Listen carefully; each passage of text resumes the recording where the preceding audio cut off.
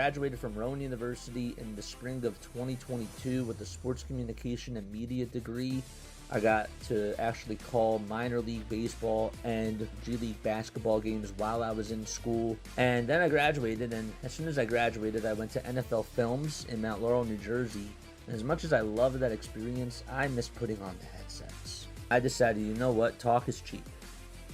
I have a laptop that's in my house, and so 21 months later, here we are, still on YouTube, calling games and building an incredible, loving community on here with the people that I call my Philly freaks with a capital P and a capital H. We go live for every single Phillies, Sixers, and Eagles game, and we do it like old school radio play-by-play style. I'm Jason Joseph, and this is Play-by-Play with JJ. I showed a swung on barrel. Get out to right field. Bye-bye baseball. That baby is long gone. What's going on, everybody? Hopefully you're all doing well and having yourselves a very, very fantastic day. My name is Jason Joseph. This is Play-by-Play with JJ. Hit the thumbs up button. Hit the subscribe button as well.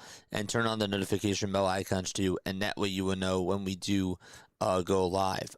Just a couple of things I wanted to talk about today before we get on into the nitty-gritty with the Phillies and the Mets. Okay, so we heard an update about 3 hours ago from the Philadelphia Phillies that Adolis Garcia is going to undergo a right latissimus dorsi repair surgery on Wednesday, July 24th. And he is going to miss the rest of the season. They say that he is expected to be ready for the start of the 2027 season, but he is done for the rest of the year. So no more Adolis Garcia, and I wanted to get your thoughts about it. Garcia is going to be out for the rest of the year. We all saw the injury, and I knew that as soon as he was massaging that shoulder, I thought the worst. I thought, okay, this is it. They were saying that August 14th was the expected return date at first, that he'd be out 6 to 8 weeks, and I'm thinking to myself, that's a joke. I was thinking with the way that he looked out there on the field, that looked absolutely painful. And so this is tough, okay, because I have always liked Adolis Garcia. Even when he was on the Texas Rangers, I really enjoyed watching him play out in right field and just go up there to bat. He really put a lot of fear into people's eyes, and he is just a workaholic. The Phillies are really going to miss him as far as his defense goes and as far as his arm goes. He was just having such a great year out in right field, defensively speaking. Then he was also starting to hit more too. So this is really a bummer. It really is. It's really, really a bummer. The other thing I wanted to talk about is that Andrew Painter obviously got sent down. So Andrew Painter, not a surprise to anybody that Andrew Painter had been sent down right after the game was over. They just said goodbye to Andrew Painter. They sent him down over to AAA. It was the right move, right? Because he just didn't have any sort of confidence. He had no confidence with his pitching at all whatsoever. And it was just such a shame because I had high hopes for him, and he just has not been able to find a groove. His ERA was at over a 7. It was over a 7, and just was not able to command his pitches. So the Phillies did add Bryce Wilson and also Seth Johnson, because not only did Andrew Painter get optioned, but also Tanner Banks got optioned to AAA as well.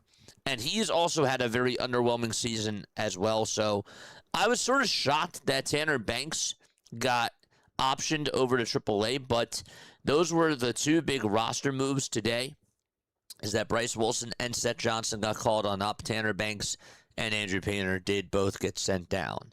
So Bryce Wilson and Seth Johnson, we've seen Seth Johnson. We did see Bryce Wilson a little bit last year as well.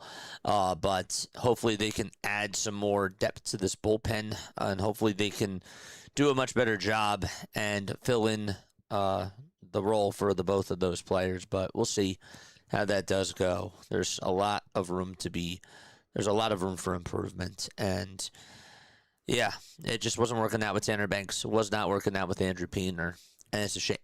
It really, really is. So All right. This was actually from John Stolness. I did want to read this. I did want to read this to you guys. Andrew Piener was quote unquote demoted because he lost his fastball.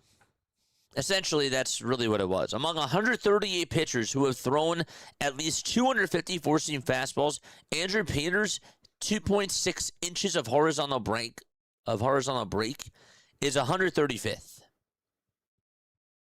That's not good. That's fourth least in the sport, according to John Stolness. It's terrible.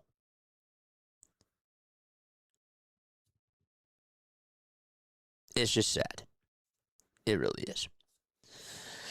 Aaron Nola is going to be on the hill tonight for the Philadelphia Phillies. I know that was a little bit of a weird segue, but Aaron Nola is going to be on the mound tonight for the Philadelphia Phillies. They have to keep plucking along. They have to find ways to get better. They also did add Kobe Howard back. That's what Dave Dombrowski did. Kobe Howard is coming back over to the Philadelphia Phillies. Don't really expect that to be a big move, but just wanted to also mention that too. Nola is going to be on the bump tonight for the Philadelphia Phillies. Aaron Nola this season so far also really has not been good either. 4 2/3 in his last game, 3 earned runs, including 2 homers that he allowed in the game against the Milwaukee Brewers. He did allow 6 hits as well. His ERA is now at a 5.86. He has 71 strikeouts on the season and also has a 3-4 record as well. His home stats this season, he actually is 0-1 at home. He's played in 29 innings at home and has a 6.21 ERA, along with 20 earned runs allowed in 29 innings. He's given up 4 homers, and he has struck out 33 batters. Opponents are batting .308 against him at home. That's how bad it's been. Also for Aaron Nola this season, he's going to need some help from his offense, and he usually does. For some reason, the Philadelphia Phillies hit when Aaron Nola is pitching. So hopefully they can get some offensive contributions today, and guys can just be able to step up to the plate, literally and figuratively, in this game. The guy that Aaron Nola is going to be going up against, well, that guy is Sean Manaea. Sean has had a lot of success against the Philadelphia Phillies during his career, and actually he's been pitching a lot better as of lately. His ERA over the last 3 weeks has been down to a 3.0, but his overall ERA is at a 4.78, but that's because he had a terrible month of April. He was just so bad, and ever since then, he's done a much better job. So it's now down to a 4.78. He has 51 strikeouts on the season as well, and also a 1.35 whip to go along with that. 6 innings in his last game against the Atlanta Braves, 4 hits, 2 earned runs, 1 homer. He did strike out 6 batters. He's now 34 years old. This is a guy who really tends to throw a lot of off-speed pitches and tends to get hitters to be off balance. He's not really a strikeout machine type of a pitcher, but he does throw a lot of junk. And the batters tonight for the Philadelphia Phillies are just going to have to be focused at the plate and work up his pitch count and take advantage of mistakes that he throws out over the middle of the plate. So that's essentially what needs to happen tonight for the Philadelphia Phillies, and Aaron Nola has to just keep you involved in this game. How many runs tonight do you think Aaron Nola is going to give up? Like, be honest with me. How many runs tonight do you think Aaron Nola is going to give up in this game? Please comment that down below. I would really like to hear your thoughts about that before we even get on into the starting lineup.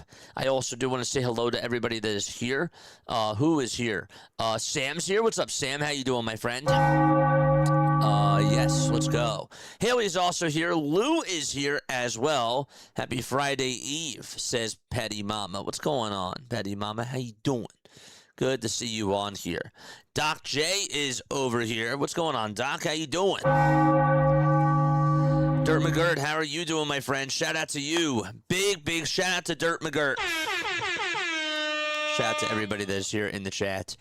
Sorry to hear about Adolis Garcia. That sucks. You never want to hear about a season-ending injury. No, that really does. It really does blow. And the thing that's annoying about it, it's not just the whole Dave Dombrowski thing and just about DFAing Nick Castellanos, and letting him walk. But the other thing about it, too, is that Adolis was actually starting to hit the ball a lot better, and it felt like that he started to get his power back. He started to look good at the plate. And then that happens, and you just think to yourself, like, damn, you know? And it also just makes you think, too, at the same time, that any health with any player, you know, like, I hate to put it this way, but today could be like the last day for, you know, any one of the players that plays in baseball. Like, they could have a serious injury that happens. And you never want to see somebody go through a season-ending injury like that. Some of these guys just never recover. Some of them are never the same after they even come back after that. So I'm just saying that it really is a bummer. So I appreciate you for saying that. Good to see them spreading good hitters away from Trey Turner, says JT. What's up, Denby? What's up, Denny? How you doing, my friend? Good to see you on here. Harper's walked a lot recently, says JT the Spawn. I took Harper to find his pitch and get a lot of bases. Let's go. Nice. What's up, Brian? How you doing, my friend? Joe's, what's going on, man? How you doing? Nola gives up 3 and maybe 1 or 2 come in that he's responsible for. Okay, so you're going to say, so he'll give up 3 runs himself, but he'll come on out of the game with runners over at first and second or first and third or whatever it is, and whatever happens there, if there's an inherited run that he gives up, that's going to also be on him too. But yeah, so that's all I wanted to know. 4 runs today. 4 runs. Aaron Nola is going to allow 4 runs today. Okay. I wanted to say something else, and now I forgot. No, I say Nola will give up 4. How many runs will Nola give up? I would say 25 to 26. Rooted, thank you so much. How you doing? Good to see you on here, my friend. Fist pump to you. Hello, JJ. Hello, PJ. How you doing? How you doing, PJ? Good to see you on here. Really good to see you on here as well. Dan says that Aaron Nola is going to give up 6 runs. Hillbilly says 3 runs. Okay. So we're sort of at the point where 3 is the minimum. 3 is the minimum, which is crazy. That's not good. So, yeah.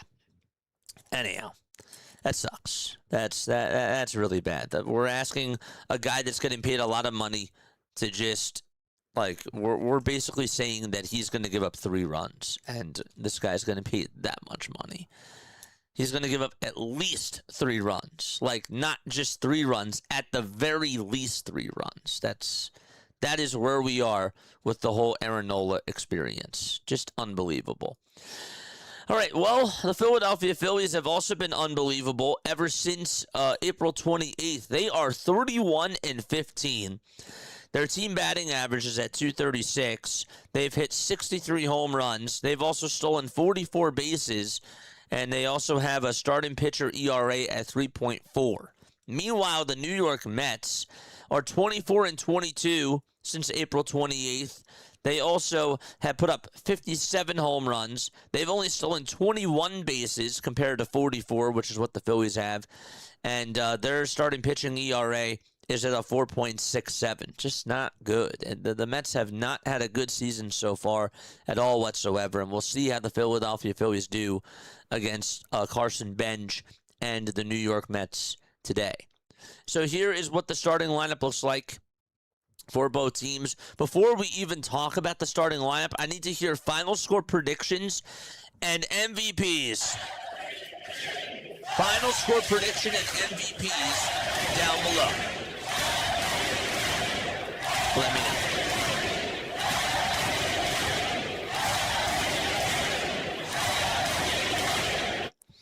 Okay, so I got the Phillies taking this game. I have them winning this game by a final score of 8-7.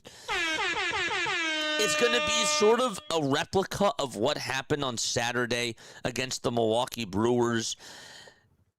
Aaron Nola, I don't think that he's going to go long today at all. As a matter of fact, I find it tough seeing him get past 4 innings. So I'm going to have him go like maybe 3 2/3, like maybe 3 1/3, sort of around that ballpark. And I think that the Phillies are going to be able to produce offensively. They're going to get off to an early start against Sean Manaea, and they're going to win the game by a final score of 8-7. And it's going to come down to Duran in the 9th inning to shut the door. So that's my final score prediction for the Philadelphia Phillies game. As far as the MVP goes,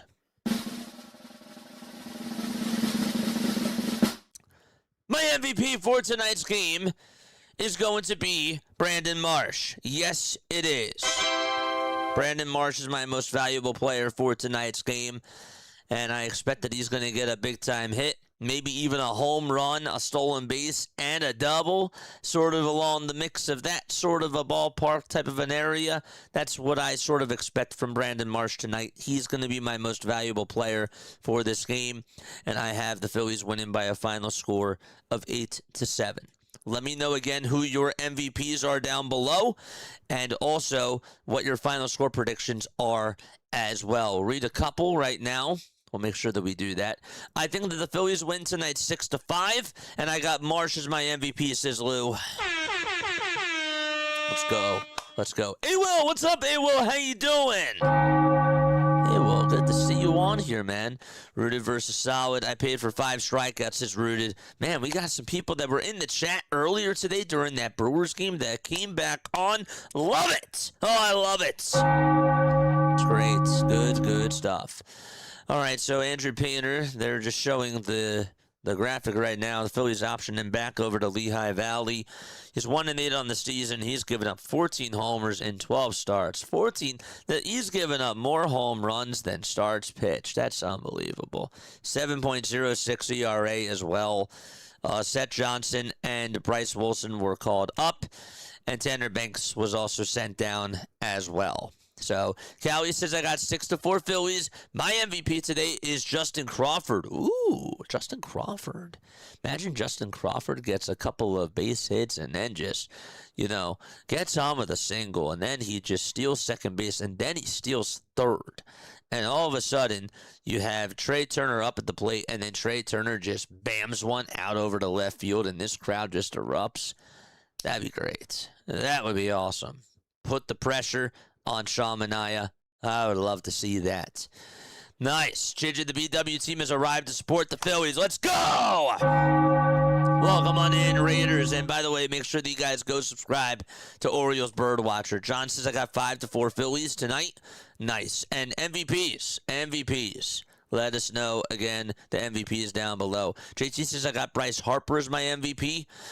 Denny says, was that with 2 or 3 Schwarbers? Ooh, Denny has Kyle Schwarber winning the MVP for tonight's game. Awesome stuff. JT says I also got 11-5 Phillies as my final score prediction. Nice. All right, so let's get on into the starting lineup for today. Okay, so here we go. Carson Bench is going to be batting leadoff, and then it'll be Bo Bichette batting second, playing over at shortstop. Juan Soto's batting third, playing out in left field. Jared Young is going to be playing at first base today. He'll be batting fourth. And then you got A.J. Ewing out in center field, batting fifth. Marcus Semien is the second baseman for today. He'll be batting sixth. And then seventh is going to be Brett Beatty playing over at the hot corner.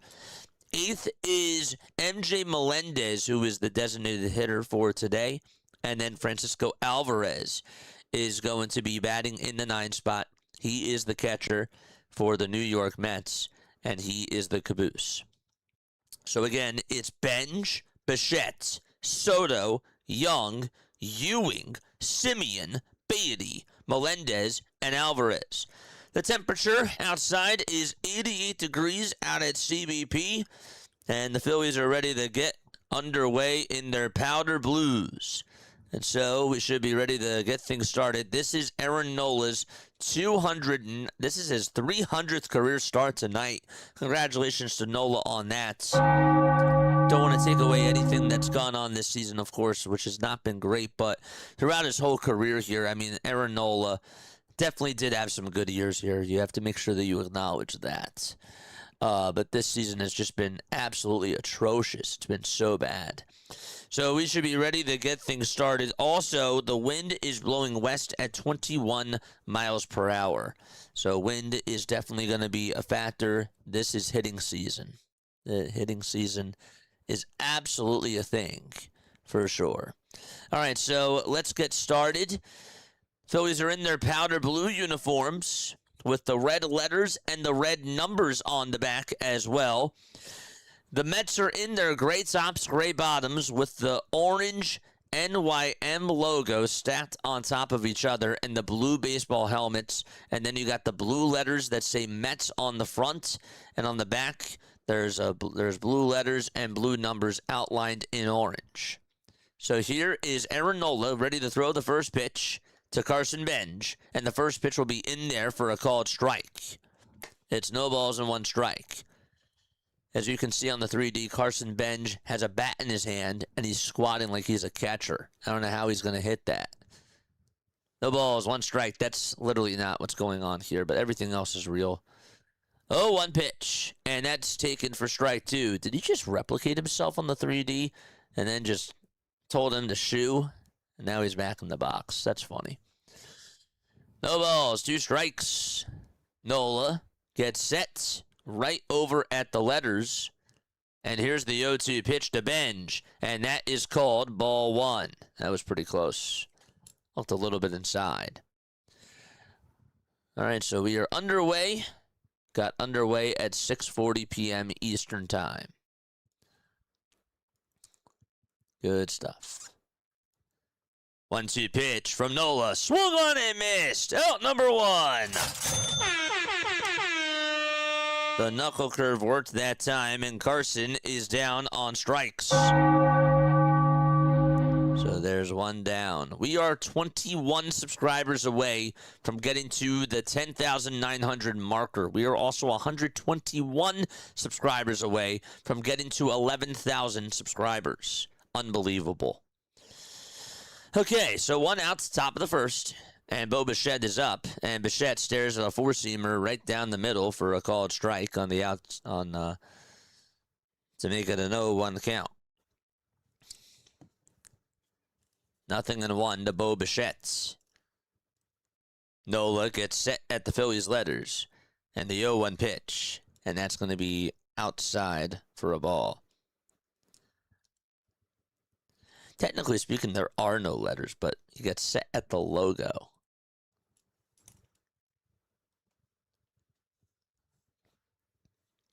One ball, one strike. Nola kicks and deals. That's going to be called ball two. Just a little bit outside. MC says, I got Bohm as my MVP. 3 for 5 with a double, a single, and a 3-run home run. Wow. That's a bold statement. Nola 6 strikeouts and 4 runs, says MC. That's a bold, bold statement. Love it. Love being bold. 2-1 pitch. And that is swung on and missed.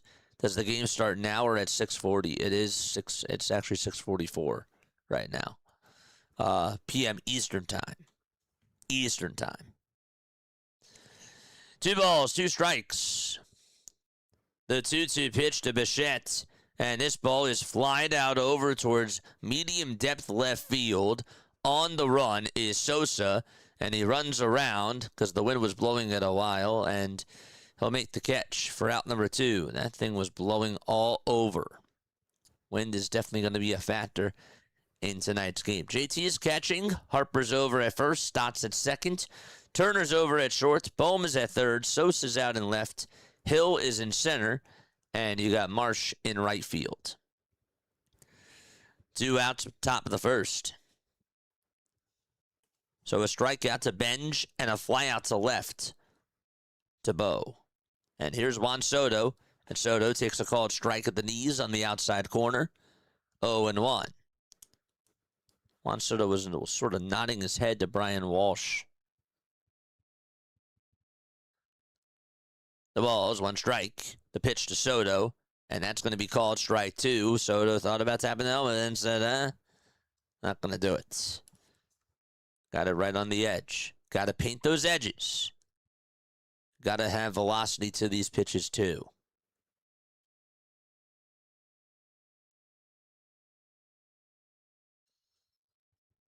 The 0-2 pitch. That is down for a ball.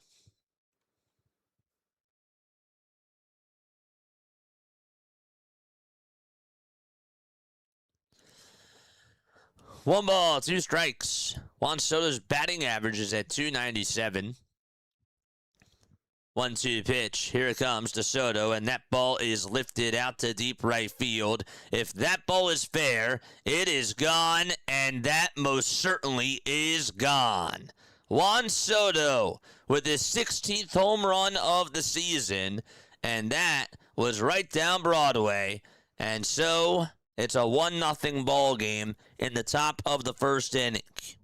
Another home run coughed up by Aaron Nola.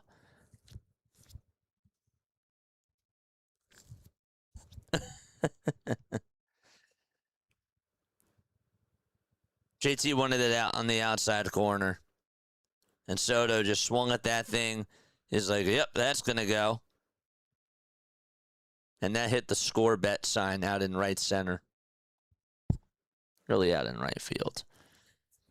Here comes Young. He's going to chop one over towards the first base side.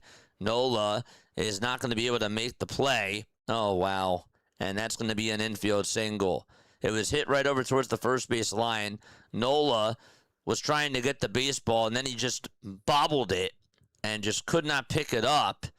And just like that, Young is going to get on.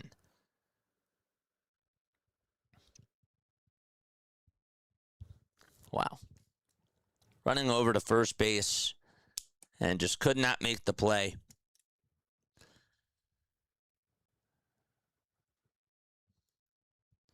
So Young gets aboard. They're going to call that an error on Nola, as they should. And now he has to deliver from the stretch. A.J. Ewing is up. The pitch is down for a ball. 1 ball, no strikes. We are now 20 subscribers away from getting to the 10,900 marker. So the Mets have the lead 1-0 out in Philadelphia. The 1-0 pitch to Ewing, and that ball is smacked out over towards right field. Marsh, it's going to go over his head, and he's going to have to go get that baseball. Young is going to be rounding third. He's going to be waved home. Here's the throw to the plate. That is not in time. It's a 2-0 lead for New York on an RBI double by A.J. Ewing. Again, there were 2 outs with nobody on, and then Soto hit a home run off of Aaron Nola, and then Nola made an error, and that caused Jared Young to get on base. And A.J. Ewing just scorched one out to right field over the head of Brandon Marsh. And scoring all the way from first is Young. Really good slide, too, by the way, from Jared Young. 2-0 ball game, top of the first. And for the second day in a row, Caleb Cotham is going to go out there to talk to one of his starting pitchers and try to settle him down.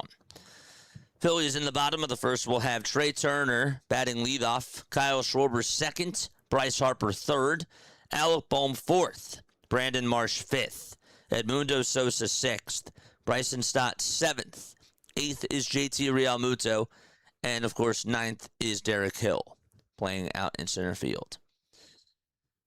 So, again, my final score was 8-7. By the way, Juan Soto, his home run that he hit, that was home run number 16 on the season.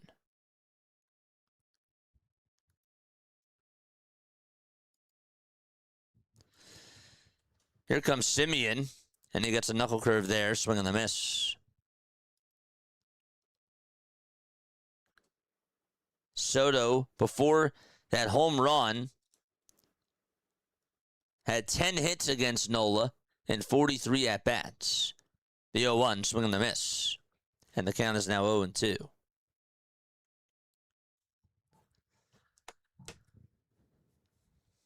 No balls, 2 strikes. Marcus Simeon has played in 74 games so far. He has 9 long balls on the season.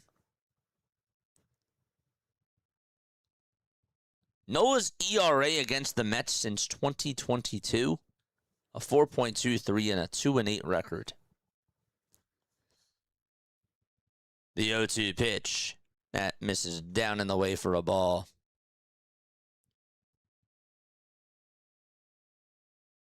Of course, Matt, I got you.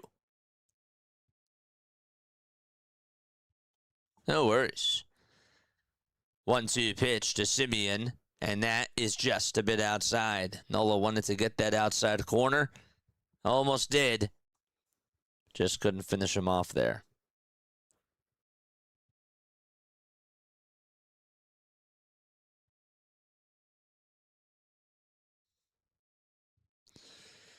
2-2 pitch, and that's going to be fouled back towards the screen.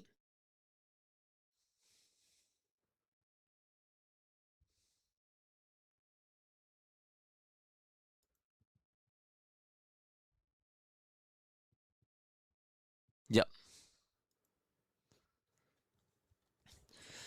2 balls, 2 strikes. That's to Marcus Semien. And here's the 2-2 on the way. That ball is flied foul and out of play over towards the left side. 2 balls, 2 strikes. Top of the first, 2 outs. The 2-2 pitch to Semien. Swing and a miss. A fastball down the middle. Semien was late. And the inning is over. All right, we're going to go to the bottom of the first inning. Phillies are going to come on up. Juan Soto hit a home run, and A.J. Ewing had an RBI single to make it a 2-0 ball game. We go to the bottom of the first. All right, chat, how we doing? How are we doing so far today? I mean, obviously not off to a great start, the Philadelphia Phillies, that is. But how's everybody doing today? Let me know down below. I love hearing from you guys. We got 339 of you watching so far, and we have a total of 79 likes. Hit that thumbs up button. Let's keep going. Just a couple of things I wanted to make sure that I announced as well. If you are new to my channel, again, make sure that you guys hit the thumbs up button and subscribe to the channel as well. My name is Jason Joseph. This is Play-by-Play with JJ. Why should you subscribe to JJ? Because we do live play-by-plays for Phillies baseball, Sixers basketball, Eagles football, but we also do other Major League Baseball games as well. And then we also have this thing that we do called MLB Diamond Zone. Diamond Zone, we were on for 6 hours yesterday doing all the MLB games that occurred last night. We called 7 different games at once. Okay, and that's what we do as well. We do a lot of content on here. We are so dedicated to the channel. We know that there's people that just can't watch the game because they don't get cable. And then there's other people that want to come on here and hang out. So we do like an old school radio play-by-play style, but we also mix in a little bit of some chat, and we try to get you guys involved because you guys are the color commentators. That's the way that I look at you guys, and, we build a really good community on here. So please make sure that you guys join the Philly Freak Nation today and become a JJ Freak. Let's go. We're going to go to the bottom of the first. Haley is going to drop in the link, or one of the mods is going to drop a Diamond Zone episode that we did. So you're more than welcome at any time to go check it out. But basically, it's like NFL Red Zone, but it's for Major League Baseball. So we'll call like 5 or 6 or 7 different games at once. If you're into sports betting, if you're into fantasy baseball, it's a really, really good way to just keep involved with what's going on in Major League Baseball in real time. That's how we do it. Trey Turner's going to lead off the bottom of the first. It'll be Turner, Schwarber, Harper, Bohm, Marsh, Sosa, Stott, Realmuto, and Hill. And here's the first pitch to Trey. That's a fastball down the middle for a called strike to Turner. 2-0 Mets. Sean Manaea, 15 games for him and a 4.78 ERA. The pitch. And that is swung on and missed. So it's no balls and 2 strikes. The 0-2. And that hits Trey Turner right on the foot. Ouch. Got him right on the back foot. And he is going to go on over to first base. And Kyle Schwarber is going to come on up to the plate.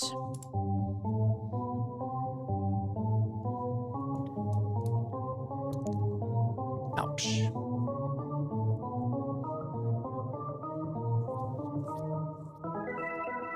Charge! Let's go.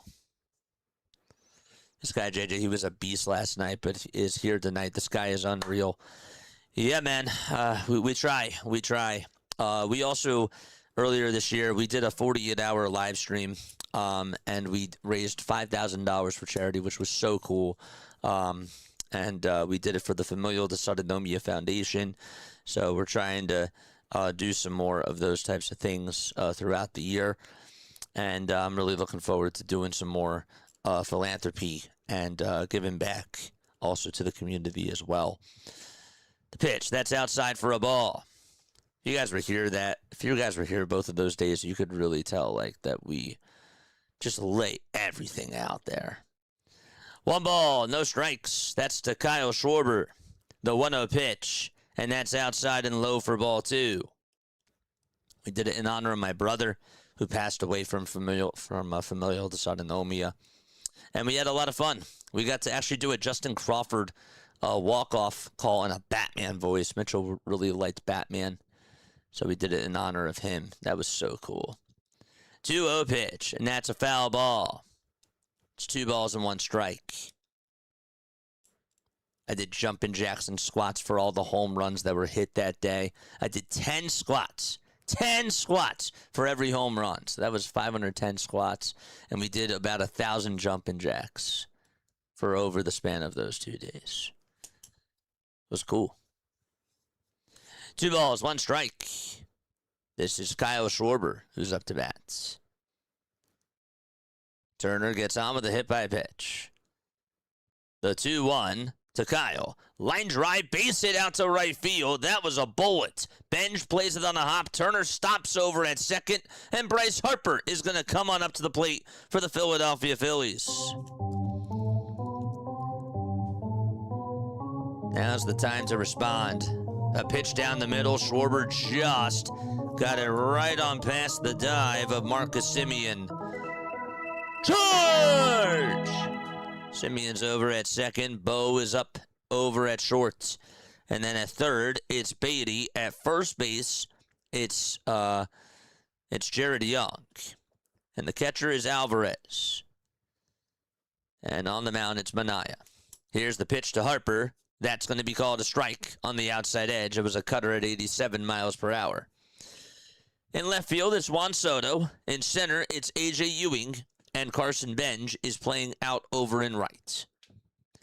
The 0-1 to Harper. And it's outside. He lays off on the sweeper.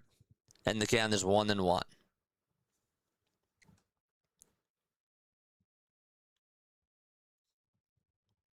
Matt, I appreciate you, man. 1 ball, 1 strike.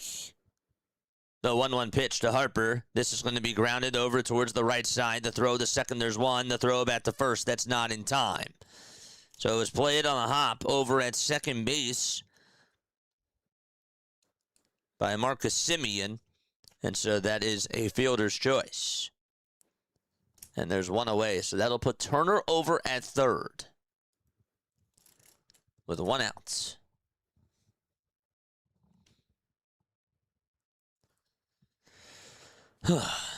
Imagine the Mets giving up 2 runs in the first like the Phillies did to start the game off. That would be hilarious as Bibby. Well, yesterday's game was pretty crazy too because the Marlins gave up 2 runs and the Phillies were down 2-0 and then they scored 2 runs and then the first 2 innings were like an hour long. It was insane. The pitch, and that's going to be in there for a strike. But if that happened today, that'd be crazy. No balls, 1 strike to Alec Boehm. Manaea gets set at the numbers. And the 0-1 pitch, ground ball, base hit out to right center field. Turner will jog home. Harper stops at second. Boehm punches 1 out to right center.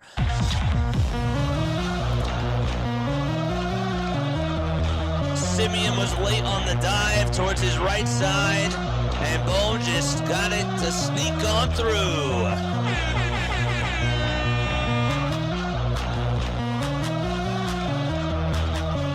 Philadelphia on the board.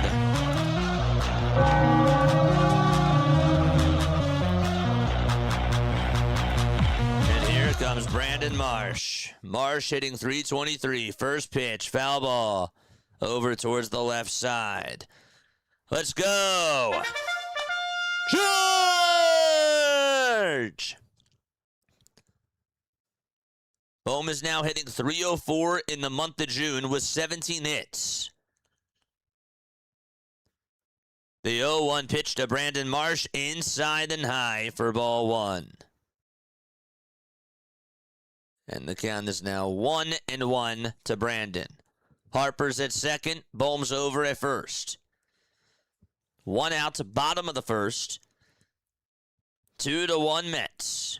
The 1-1 pitch to Marsh, swing and a miss. The sweeper was on the outside corner at the knees. And it's a 1-2 count. Even if it's on the TV, I don't watch because I enjoy listening to you. Seriously, thank you so much, Scott. Really, that means the world to me. Runner goes, the pitch, swing and a miss. Here's the throw to third base, and Harper is out. And so, strike him out, throw him out, and the inning is over. And we're going to go to the second. Mattingly says, hold it up for a second. Harper slid on into third base, and they're not going to challenge. So the inning is done. The good news, though, is that the Phillies do get a run on an RBI single by Alec Bohm. And they're going to go to the second inning. Beatty, Melendez, and Alvarez are going to come on up. Strike him out. And Harper gets caught stealing. Really, honestly, I'm not really mad about Harper going there. I'm really not mad. Obviously didn't get the result, but I'm not mad that he went there. I'm fine with him being aggressive in that situation. It's early on. It was a good throw by Alvarez. So, all right. All right, we're going to go to the second inning. Where are we tapping on in from tonight? Let us know down below. Hello, everybody. Hope you're having a great day. Oh, boy. Nice. Hit the thumbs up button.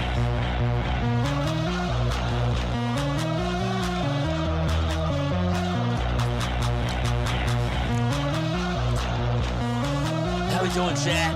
We got a lot of people tuning on in. Holy smokes. We got a great crowd. Phillies Mets. It's great. Where are we tuning on in from? Let us know. Cranford, New Jersey, says David. What's up, David? We got Port St. Lucie, Florida in the chat, as always. Baby Watt, what's going on? The Scoop, says PJ. Shout out to you. We got Virginia in the house, says Dodger. Northwest Philly, says Lou.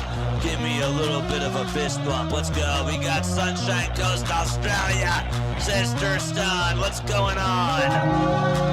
Orlando, says 1,000 Swords. South Jersey, woo woo. Let's go. Let's go. Sacramento in the chat, says Ben. What's going on, Ben? How you doing, my friend? Good to see you on here. Yes, sir. Let's go. Brooklyn, New York, says John. King of Prussia, says Fuqua. High fives to the both of you. I'm still in the Lehigh Valley. That's good, says Jacob. Let's go. Mina from Jupiter. How is it over there? Tell all the moons I said hi. What's going on? The pitch. That's going to be in there for a strike. Or is it actually Jupiter, Florida? Is it actually Jupiter, Florida? If it is Jupiter, Florida, I apologize. I was trying to be funny. That was bad on my end. That was terrible. We got Pittsburgh, PA in the chat. Love it. There's the 0-1 pitch. That's going to be a foul ball over towards the right side. Nice, nice, nice. We'll do some more shout-outs when we go to the bottom of the second inning. Right now, it's a 2-1 lead for the New York Mets. MKE Daniels fam, thank you so much for the sub over on YouTube. The ball's 2 strikes. Nola back out there on the hill. Gave up a homer to Soto and an RBI single to AJ Ewing. 0-2 pitch, swing, and a foul tip into the glove for strike 3. And so Brett Beatty is down on strikes. Back-to-back strikeouts for Knowles.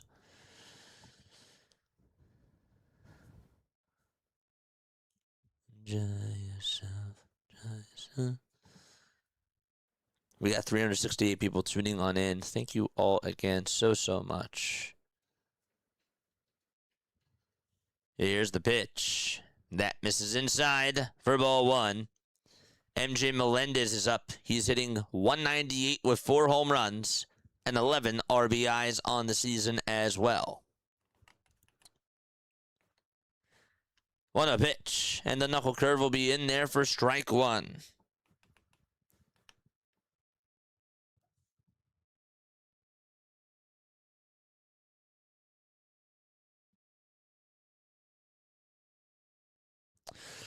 One ball, one strike.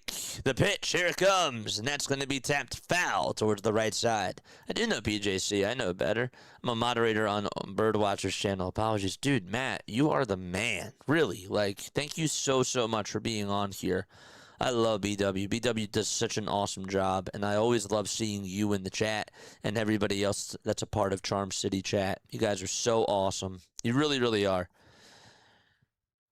The 1-2 pitch from Nola. That is going to be called ball 2. Just a bit inside, not by much, to MJ Melendez.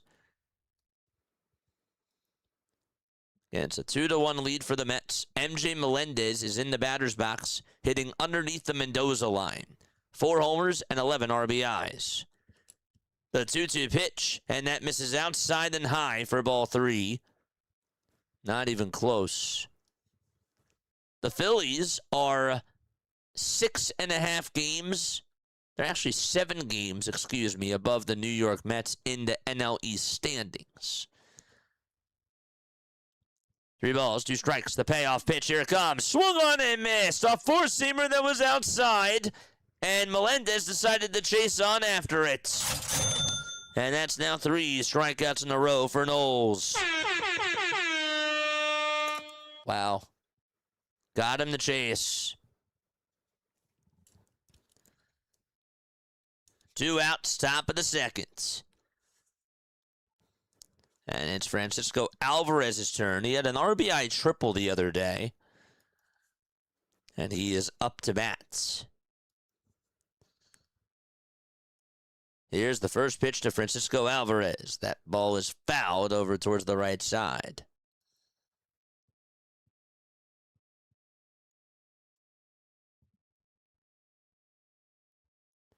I say RBI triple. I apologize. He had a homer the other day. He didn't have an RBI triple.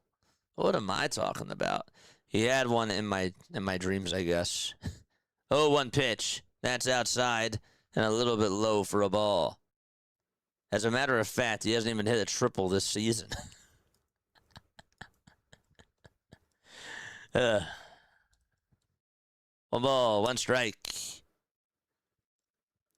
The 1-1 pitch. And that is going to be called strike 2. That looked a little bit low. Not going to lie.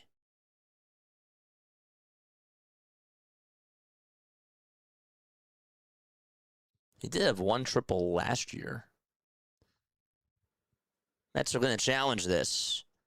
And that is going to be overturned to a ball. So it should be 2 balls and 1 strike. His last actual triple did come against the Giants last year. And it was on July 26th. 2 balls, 1 strike. Nola gets set and deals. And that's going to be lined foul over towards the left side. That hit off the tarp, ricocheted, and went right into the glove of the ball girl. It's like she called for it.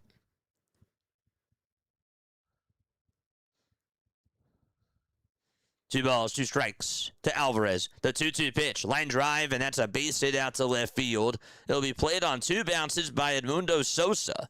And Alvarez gets on with a 2-out single and gets a little high five over at first base as well.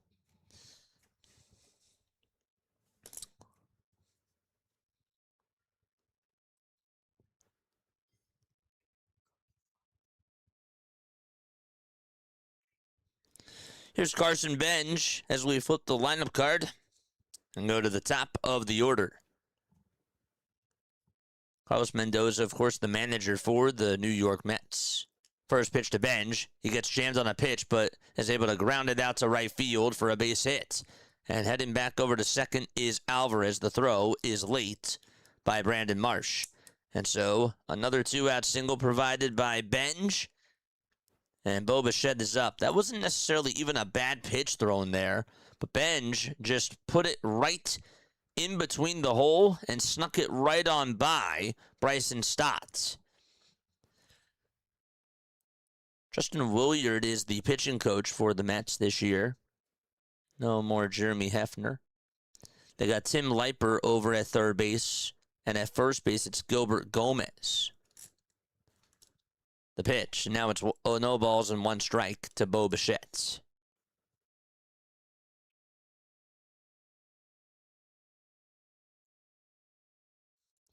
You going to the All-Star game, JJ? I'm going to the Home Run Derby, and I'm going to All-Star Village. 0-1 pitch, and that's going to be in there for strike 2. I'm going to be doing content for that, for sure. I will be at All-Star Village on Saturday. I will also be at the draft on that Saturday, and then I'm going to the Home Run Derby on Monday. Not the All-Star game.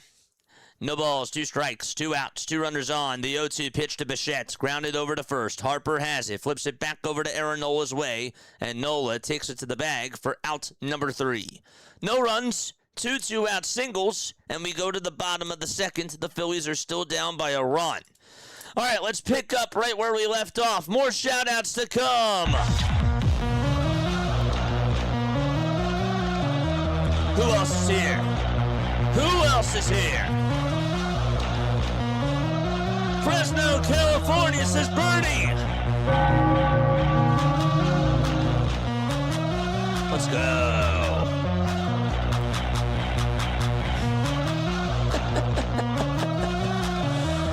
That makes me laugh. Where else we tuning on in from today? Let's go.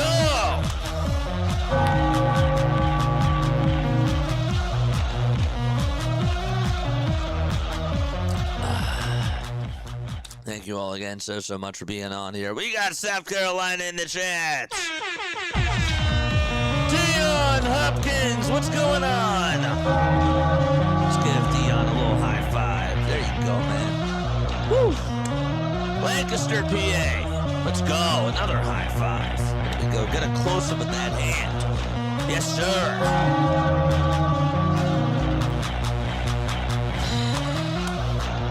That's right. Tomorrow we get to go see Grassi.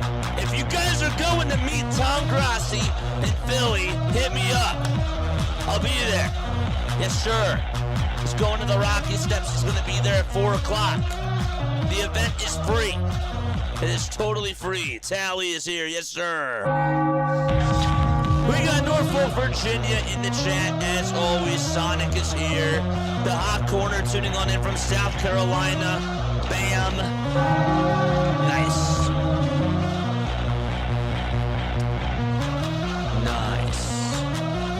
All right, we go to the bottom of the second inning. 2-1 ball game out at Citizens Bank Park.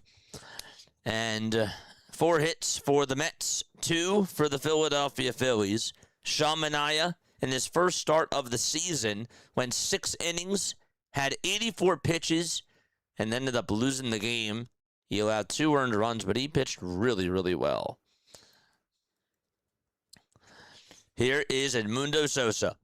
And the first pitch to Sosa, way inside for ball 1. Jack with a 2!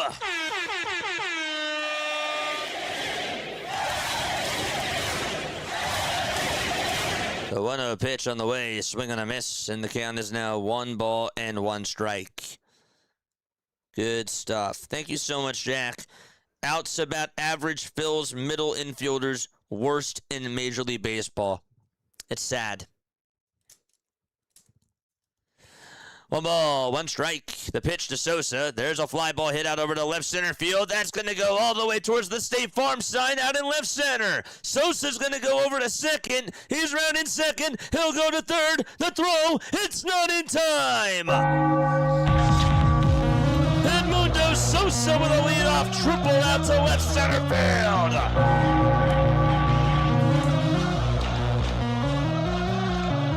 He was like, I'm going to go 3 all the way. And he hustled his way out of that box. Got a pitch down the middle. Knew it was going to be a gapper.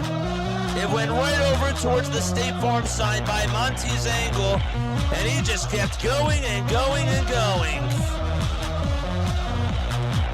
Here comes Stott and the first pitch to him. And that'll be in there for a called strike at 90 miles per hour. No balls and 1 strike. Charge! The 0-1 pitch to Stott. Down and away for a ball. Well, we talked about Francisco Alvarez and his make-believe triple. This was actually a real triple. Oh, that's funny. 1 ball, 1 strike, and here's the pitch to start. This is going to be grounded over to first base. They'll check the runner. He won't go, but the out at first is recorded. Sosa made the right decision to just stay. Stott hit it really sharply over towards the first base side. Jared Young was playing away from the bag, but he did go over towards the baseball. He picked it up on the ground and then sprinted his way over to first base to just get the out there. He did check the runner, though.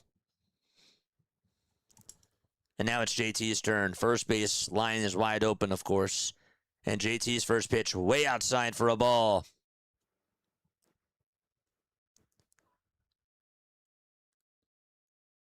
Sosa just hit his first triple of the season. He had one last year. The 1-0 to JT. Upstairs for ball 2.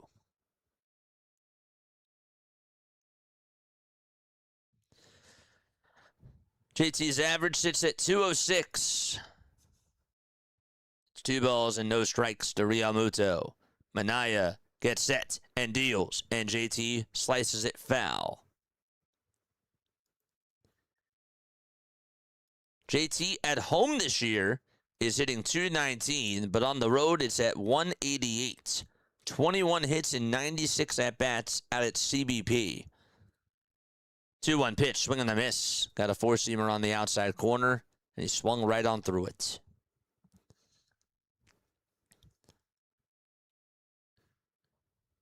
Two balls, 2 strikes. 10 seconds left on the pitch clock, and JT will call for time.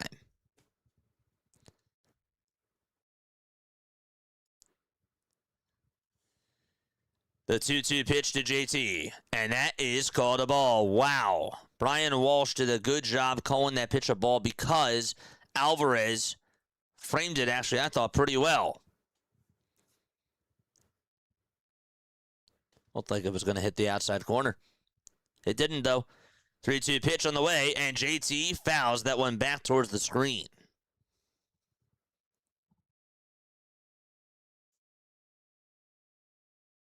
Did you have Tom put a Packers jersey on the Rocky statue? That always works out well for teams that do that. Sonic.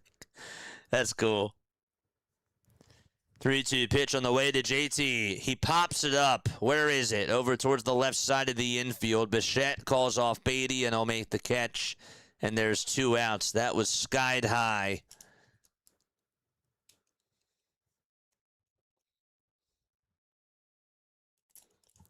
A leadoff triple by Sosa, and then Stott grounds out over to first, and JT pops out over towards third, the third base side. Here comes Derek Hill. A 213 average for Derek in the pitch, and that'll be in there for a called strike. Hill, of course, was acquired after the Phillies got the bad news about Adolis Garcia. After they knew that he was going to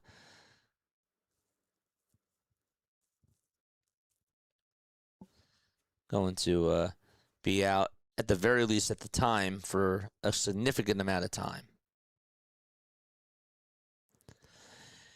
No balls, 1 strike to Derek Hill. Here's the 0-1 pitch. And that is, did he go? They say, no, he did not. Now, the pitch looked like it was a strike, but they appealed over at first, and they say no swing.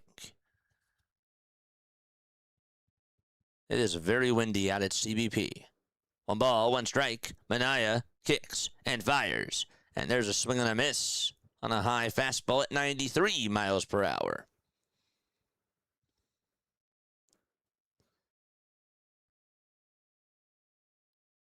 Correct. Do not spoil the game. 1-2 pitch. Here it comes. This is a ground ball hit over to second base. It's picked up, and the throw over to first is in plenty of time. And after a leadoff triple by Sosa, the Phillies can't even bring him home. And we're going to go to the top of the third. It's a 2-1 Mets lead out at Citizens Bank Park. Okay.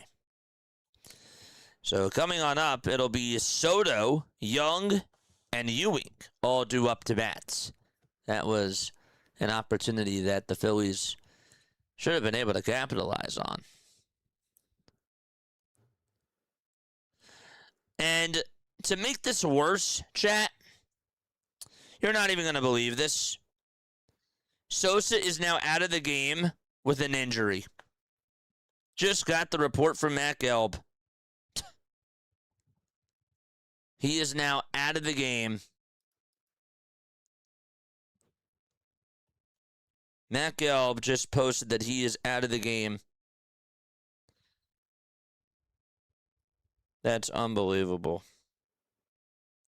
We'll wait and hear, of course, what the news is, what they're going to call it. But that is from Matt Gelb.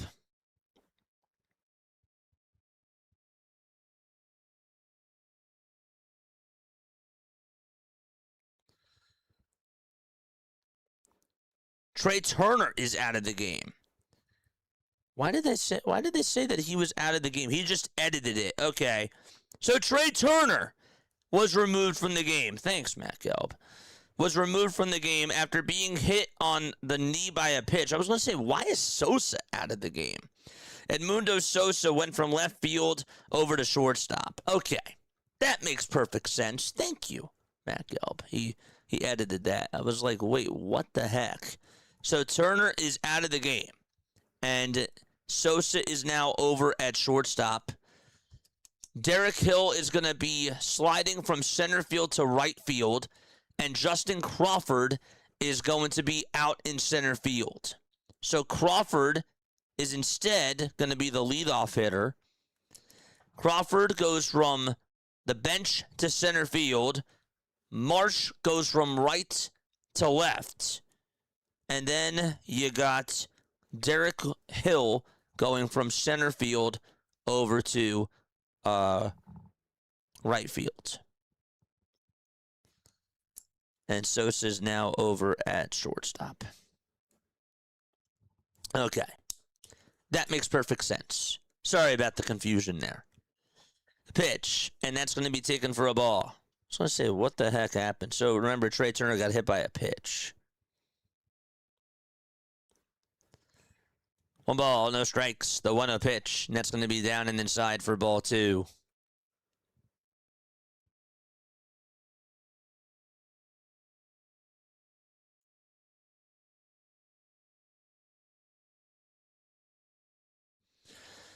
Two balls, no strikes to Juan Soto. This time he gets underneath the fastball and flies it out over towards deep right center field. That's going to go back towards the track, and that ball just carried on out. It is hitting season for Juan Soto and the New York Mets. It looked like it was just going to be a fly ball, but that wind just kept blowing it back and back and back, and he gets his second home run of the game, and that's just in the 3rd inning. And he hears the boos out in Philadelphia.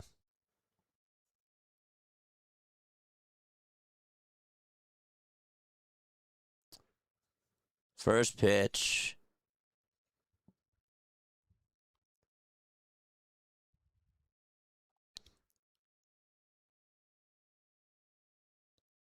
Three to 1. The pitch, and that's inside for a ball. Come on, JJ, let's get a good call. I mean, I got to call it fair for whenever the Phillies are up to bat, then I got to go crazy, you know what I mean? That's Juan Soto's 30th multi-homer game. 1-0 pitch, swing and a miss. Next time I'll just go, Soto hits one bat towards the track. That ball's gone. I'll sound more enthused.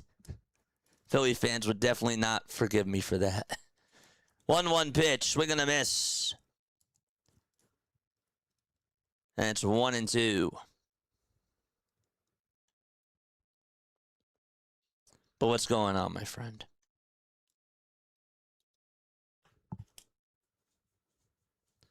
One-two pitch. Here it comes. That's going to be down for ball 2.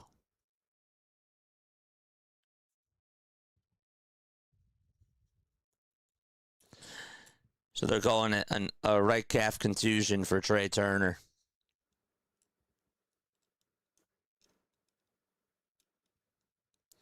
2-2 pitch. Fly ball hit out over towards center. That's going to be caught. And there's out number 1.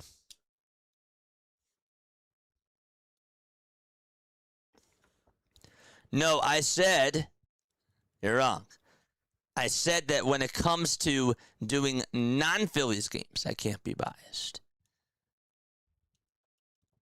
That's when I can't be biased. I mean, like, of course, like, I got to keep it fair, too, like, when I'm calling it against, like, the opponents. But, I mean, I still got to show, like, support for the Philadelphia stuff. That's how you got to call a game, my friend. The pitch, that's down for a ball to A.J. Ewing. So it's 1 ball, no strikes. We're in the top of the third, by the way. There is 1 out. And by the way, after Soto hit the homer, Young lined out over to center.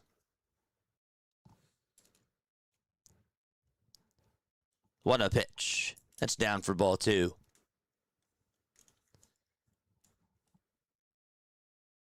A.J. Ewing knocked in his 12th RBI of the season.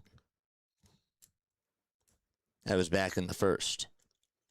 2 balls, no strikes. Nola kicks and fires. And there's a knuckle curve that's going to be thrown for strike 1. It'll be in the zone.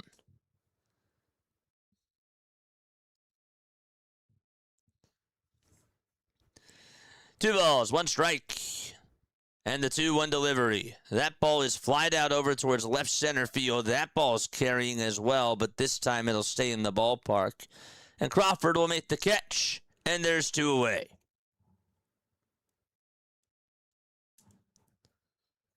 And now it's Marcus Semien who's going to come on up. The Mets, they played, in their very last series, they ended up losing the series to the Cincinnati Reds, but they did win the last game by a final score of 9-1. The pitch, that's going to be down for a ball. 1 ball, no strikes. Top of the third. 3-1 New York.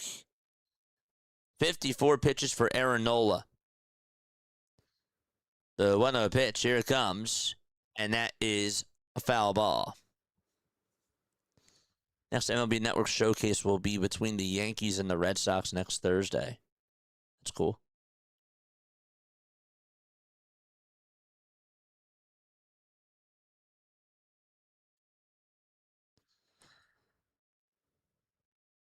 The 1-1 pitch. That'll be grounded foul. The only time I'll ever join JJ is if the game is on the national network.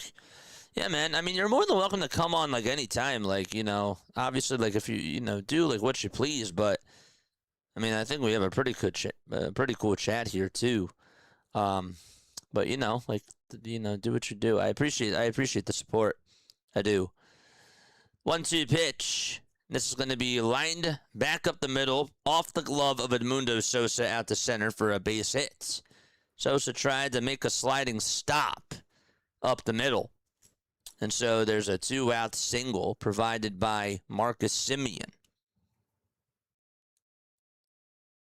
But no, that's cool.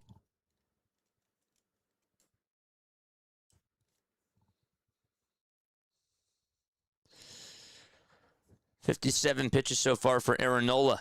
And Brett Beatty is up next. Beatty did strike out in the second. He's hoping to try to get on here.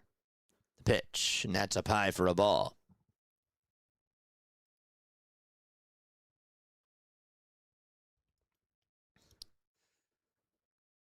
Phillies are off tomorrow.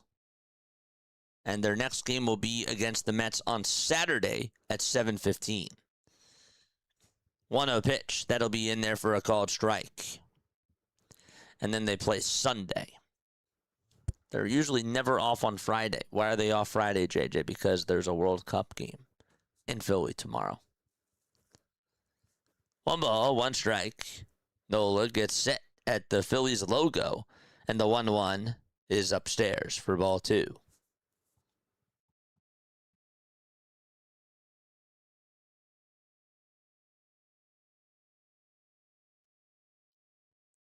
Tris, what's going on, Tris? How you doing?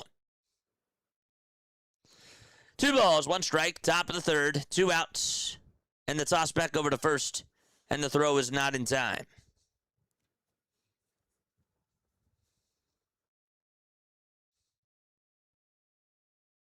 Napkins are blowing all over the place. Yes, they are. 2-1 pitch. It's a foul ball. And so it's 2-2.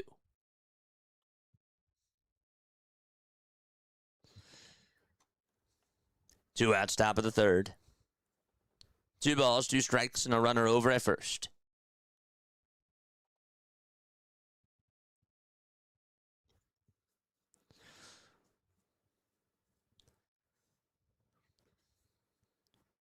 This is Nola's 300th career start. 2-2 pitch. That misses inside for ball 3.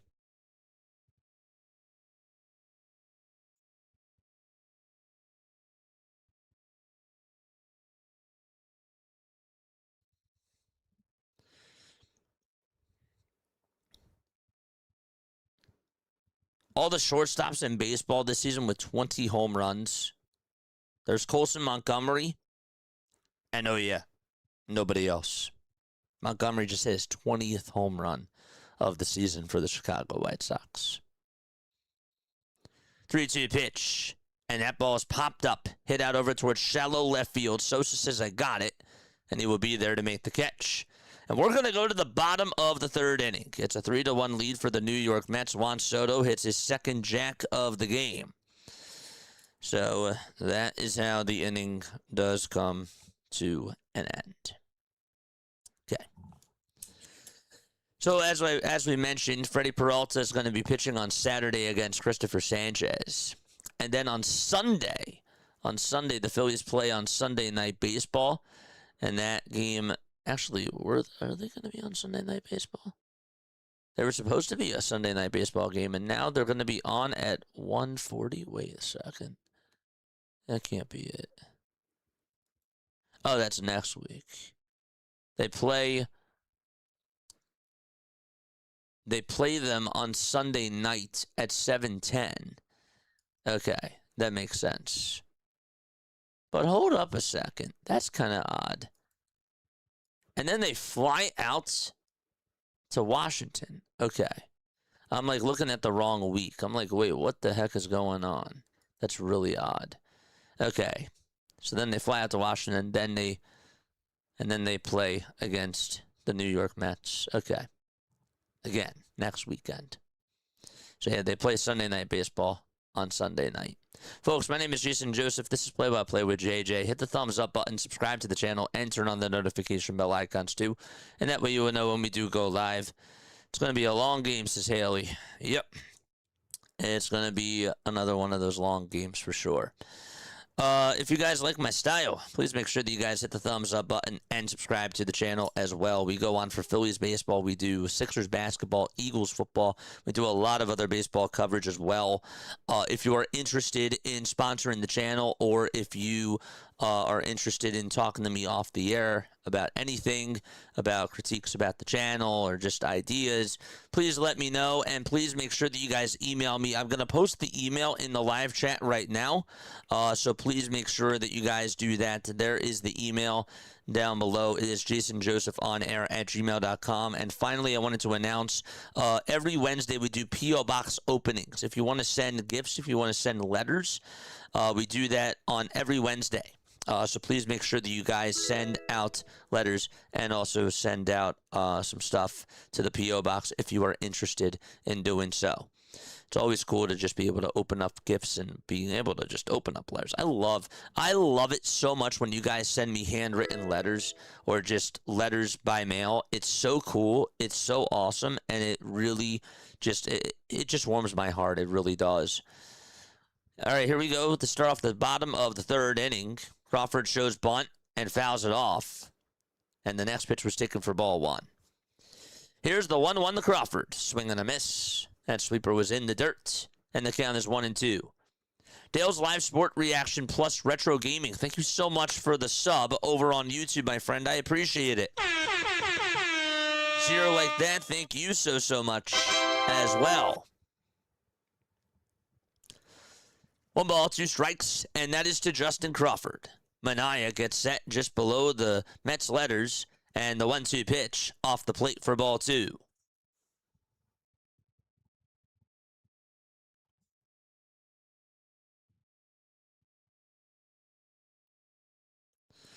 Two balls, 2 strikes, and the 2-2 pitch, and that's a swing and a foul tip into the glove for strike 3. And Crawford is down on strikes. And Kyle Schwarber is up next. Phillies down by 2. Got to get their offense going. Coming on into today, the Phillies are 1 game in back of the Cardinals for the top NL wildcard spot. The pitch. That's outside for a ball.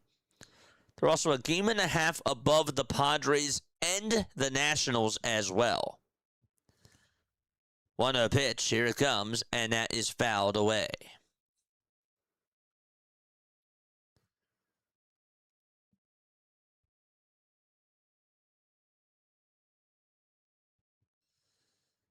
Here's the 1-1. Swing and a miss. It's now 1-2.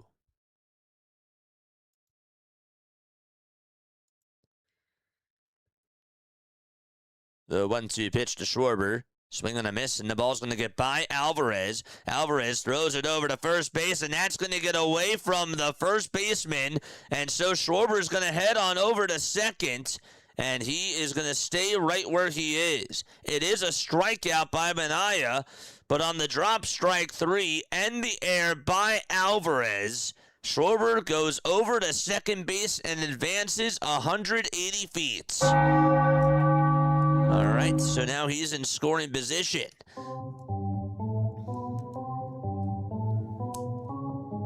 Went over towards the right side of the first baseman, and he just wasn't going to be able to catch it. That's Jared Young. Charge! So they're going to call that an error on Alvarez. 1 out still. And here is Harper, and his pitch is in the dirt for a ball.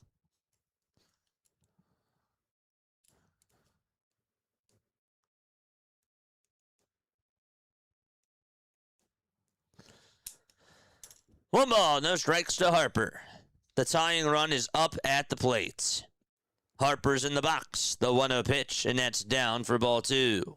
So on the drop, strike 3, and the throwing error by Alvarez, Schwarber is at second.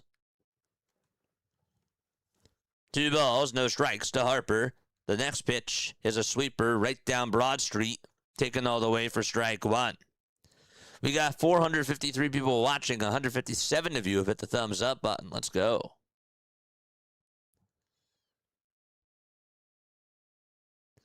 The 2-1 pitch, and Harper flies one out over towards deep left field. That ball's going to go back, and it's going to be caught right in front of the wall by Juan Soto. He made a sliding catch out in left field. It was just hit towards the warning track, and Soto makes an excellent play and robs Bryce Harper on a base hit. Too bad there. Soto did an excellent job tracking that thing down, and then he caught it over by his left side, sort of lost his footing, and then just slid. He says, "Thank you very much," Sean Minaya does. The pitch to Bohm, fly ball hit out over towards right field, and that ball is dropped by the right fielder bench. And so Schwarber's going to score. It was hit over towards the right field line. Bohm goes over to second base. He gets on with an RBI double. Bench tried to do the same thing that Juan Soto just did, and Bench just couldn't come up with the play. Went over towards the line, tried to make a basket catch, and it just deflected right off of his glove. Wow. And here comes Brandon Marsh. First pitch, foul ball.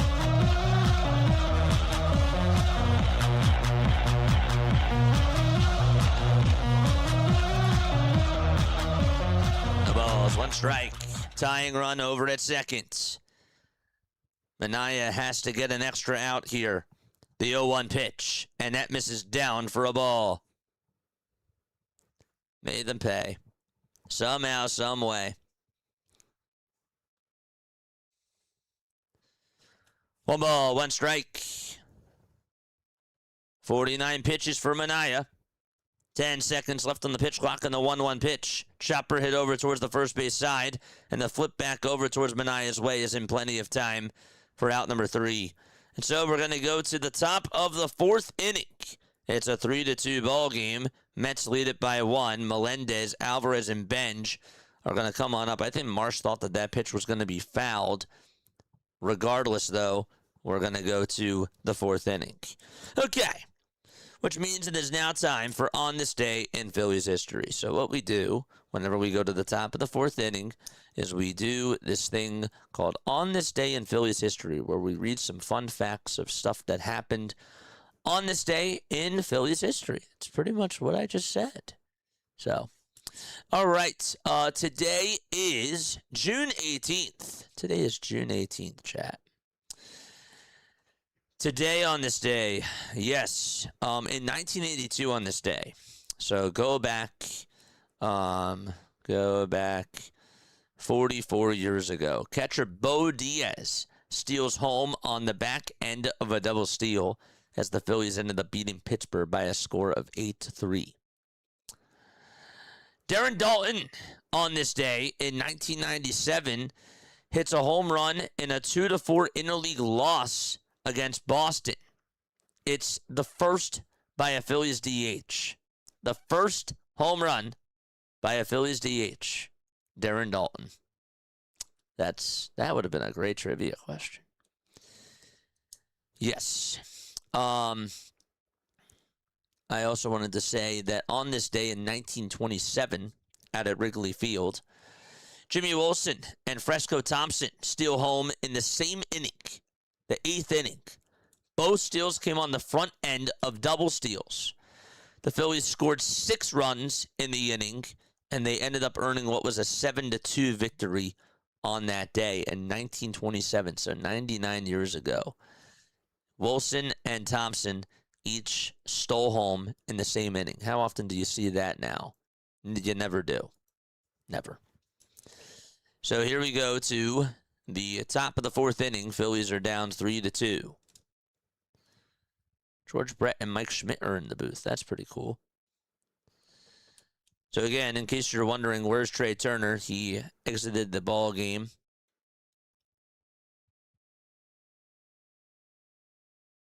They're calling it a right calf contusion. First it was his wrist. Now it's a calf. His wrist occurred earlier in the week. The pitch. And that's going to be taken for a strike to MJ Melendez.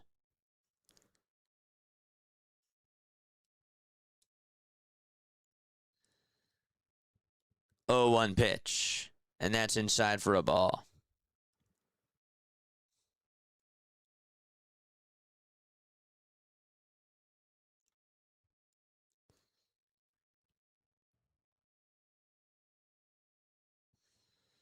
The 1-1 pitch. And that is going to be taken for strike 2 at 93 miles per hour.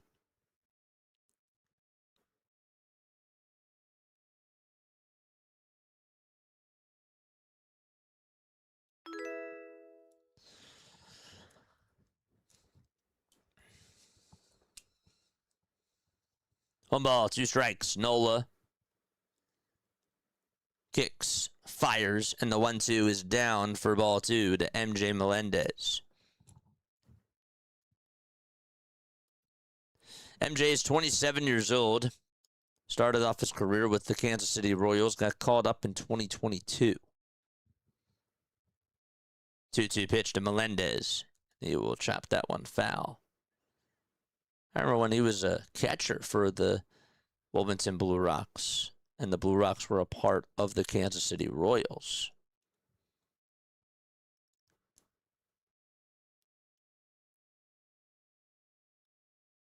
Played in 49 games this year. Has had 106 at-bats and 21 hits. 2-2 pitch. That'll miss just barely inside for ball 3.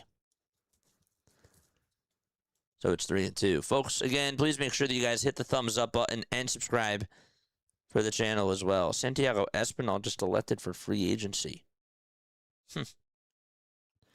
3-2 pitch, swing and a miss. Aaron Nola gets the knuckle curve to work that time and earn his 5th chair of the game.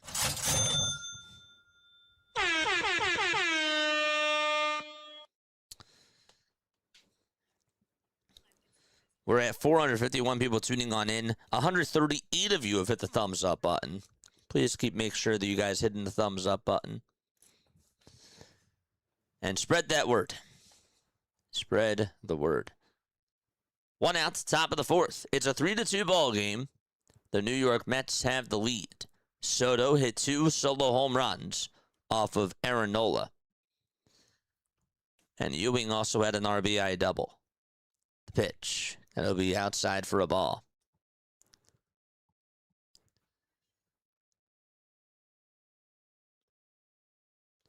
This is pretty late for the Phillies to actually be playing the Mets for their first series of the year. 1 ball, no strikes, and the 1-0 is going to be down a little bit for ball 2. I really wonder, when was the first time that the Mets and the Phillies actually played each other in their first series this late? Because I feel like it almost never happens.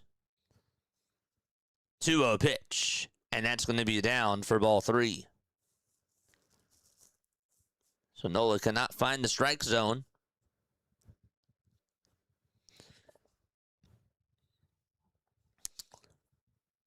It's 3 balls, no strikes. Nola kicks and fires. Swing and a miss. Good sinker that he threw there to get Alvarez off balance.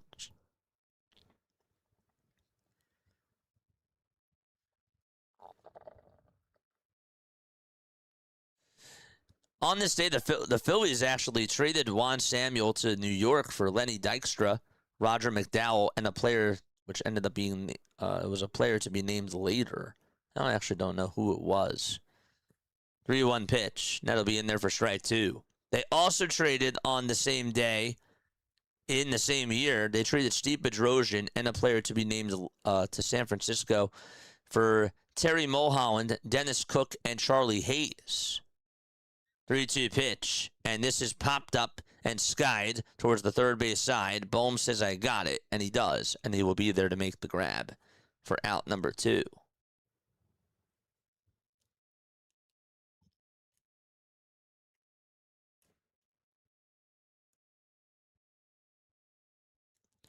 Two up, 2 down.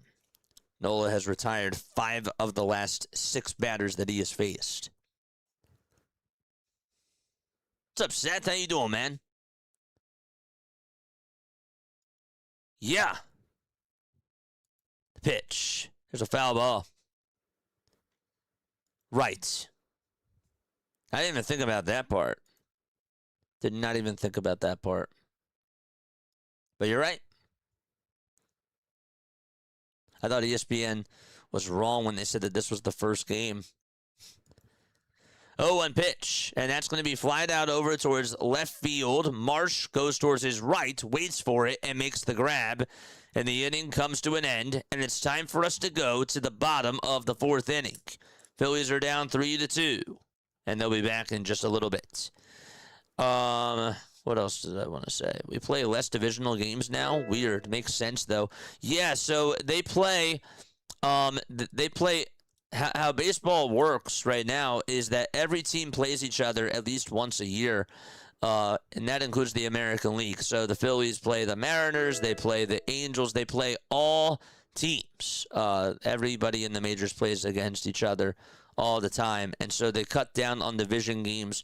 So you play 2 division series at home and 2 on the road, 2 interdivision series at home and on the road, and then everybody else, you just play them. You play all the rest of the teams in your league once at home and once on the road, and then you just play the rest of the interleague games once, if that makes any sort of sense. So, but yeah, that's what goes on. Seth is here. Seth, what's up, Seth? Seth was definitely Seth, you were one of my day one people. Like, I didn't even think about that. Seth has definitely been one of those people that has been here. He's been rocking with me ever since like the very beginning. And like we talk about the day oneers a lot, but Seth, man, you've been rocking with us for a while. Thank you so much, man. I really appreciate it. Good info, JJ. Yeah. Yep.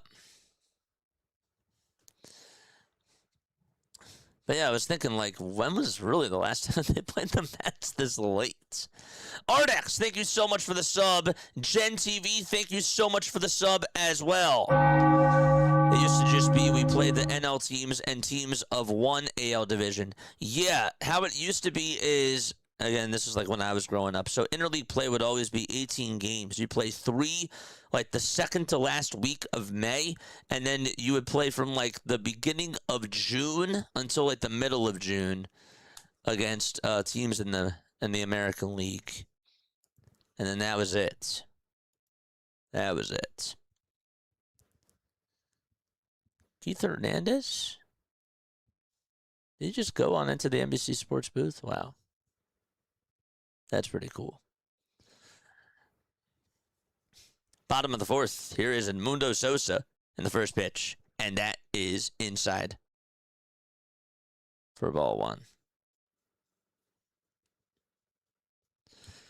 Here's the 1-0 pitch. Swing and a miss. The sweeper was in the dirt. And so the count is now 1-1.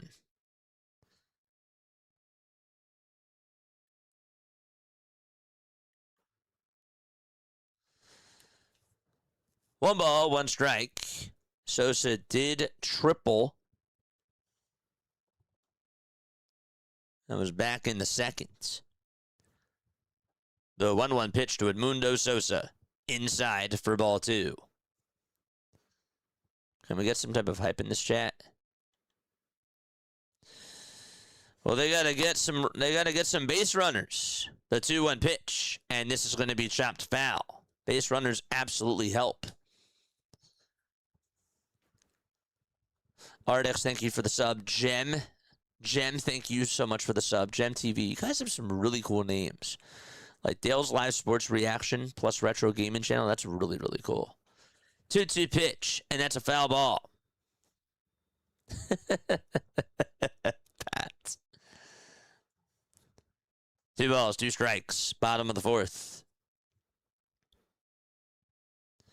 The 2-2 to Sosa. And Sosa flings this one out over towards shallow center field, but Bichette is there on the grass, and he will make the grab for out number 1.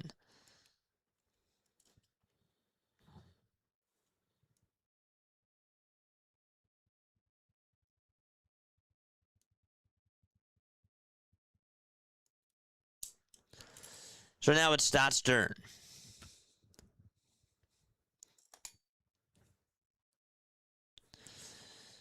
The pitch. That's going to be taken down for ball 1 to Bryson Stott.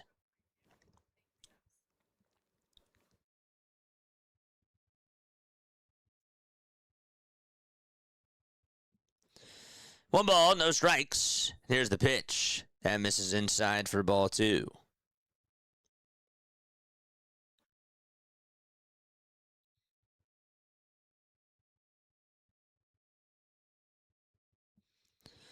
Two-oh pitch. That misses inside for ball 3. And so the count is now 3-0.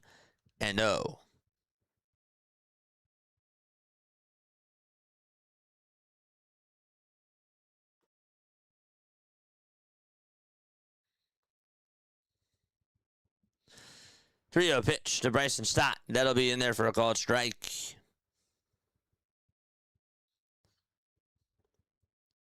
Phillies and Mets have met each other 1,097 times. 3-1 pitch, swing and a miss. That pitch was inside and low. That would have been ball 4. The Phillies and the Mets played each other for the first time in the postseason in 2024. 3-2 pitch. This is going to be grounded over towards the shortstop area. Bichette's going to throw it over to first, and Stott's going to beat it out. That was tough because Bichette had to go over towards his right side because they were playing Stott up the middle. And so Stott did go the opposite way, And Bichette played it on a hop, had to throw it over to first. It took a skip hop over to first, and Stott ends up beating out the throw nonetheless. He's over at first base, and now here comes JT Realmuto. Charge! So it's an infield single, and JT is up. The pitch. And there's a called strike at 74 miles per hour. Just catches the inside corner.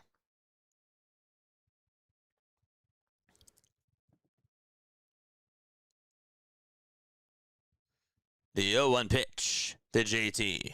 That is a foul ball.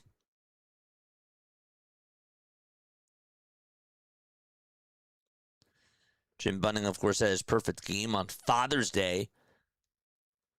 And that was against the New York Mets. That was the first perfect game in Phillies history. 0-2 pitch. And a line drive hit out over to right field by JT, but that's going to be caught. Bench makes the catch. The throw back to first, and that is not in time. That was drilled. But just right at Carson Bench. A line out over to right. And Derek Hill was up next.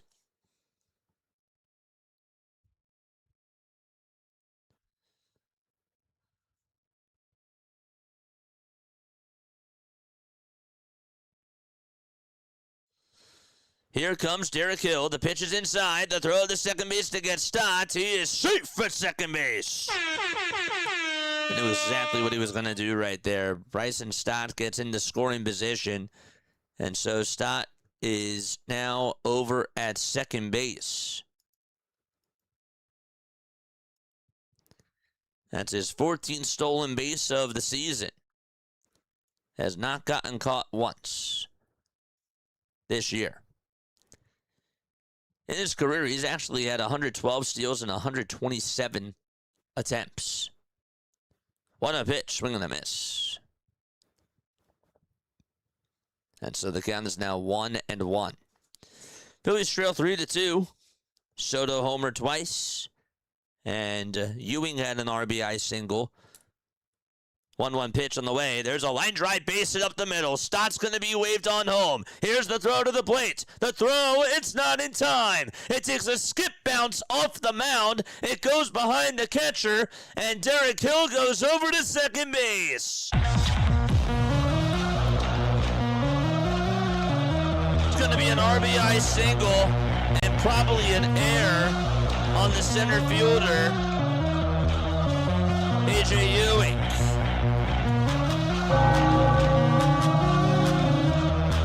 Welcome to the Phillies, Derek Hill.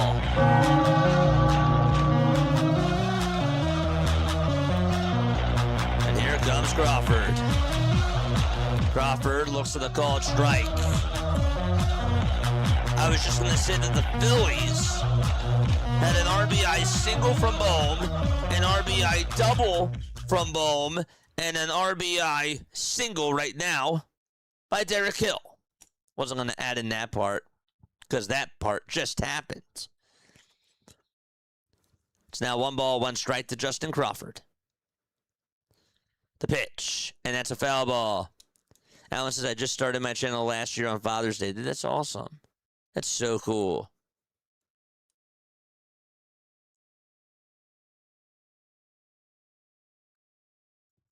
The 0-2 pitch, and that is fouled off the glove of Alvarez.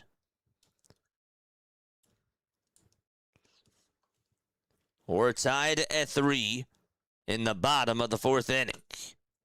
I was at the 1996 game when the Phillies played the Red Sox at Fenway. That's cool. Was that their first interleague series? The ball's 2 strikes. The 0-2 pitch. High for ball 1.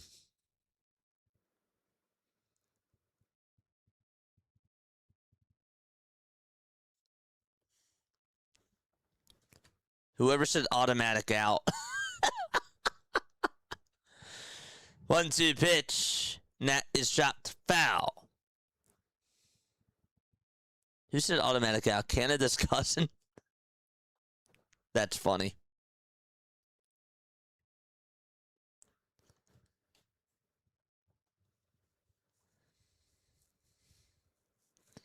One ball, 2 strikes to Justin Crawford. Minaya kicks and deals, and that ball's punched foul towards the left side. And it hits the tarp. And it's still 1-2.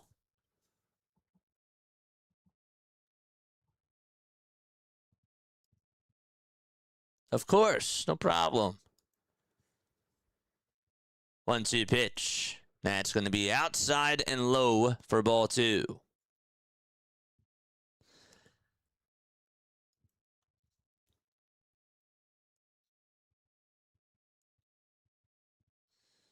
Two balls, 2 strikes, 2 outs, and the pitch to Crawford. This is going to be grounded over towards the left side of the home plate, and the throw to first base is just in time to get Crawford. He tried, he hustled, but we're going to go to the top of the 5th inning. That was a really good throw there by Francisco Alvarez. Remember, he had a bad throw earlier on that drop strike 3 to Kyle Schwarber, but that time he throws a strike over to first, and the inning is done. We have played 4 innings of baseball. We're going to go to the 5th. We'll be right back in just a little bit. Don't go anywhere.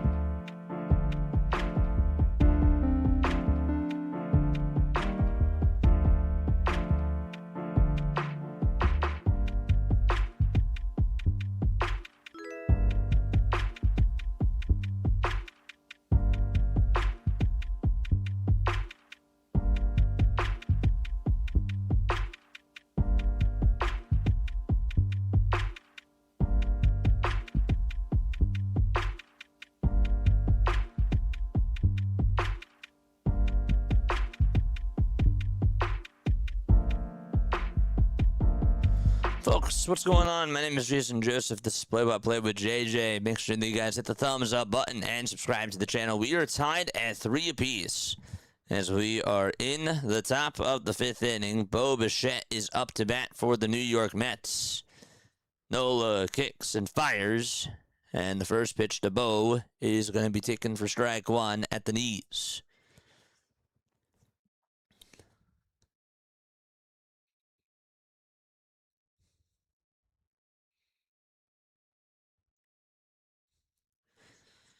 No balls, 1 strike. Nola gets set, kicks, fires. That's inside for a ball. Let's go. 2 more likes till we get to 2-1. 1 ball, 1 strike. Top of the 5th. Nola at 80 pitches right now. And he kicks and deals again. And the sinker is in there at the knees for a called strike 2.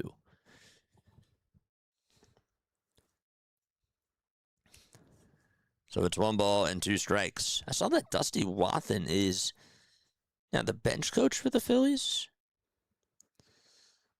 1-2 pitch. That's going to be grounded over towards the left side of the mound. Nola has it, and he'll jog over to first and throw it underhanded over to Harper's way to get out number 1. And so there's 1 away in the 5th inning.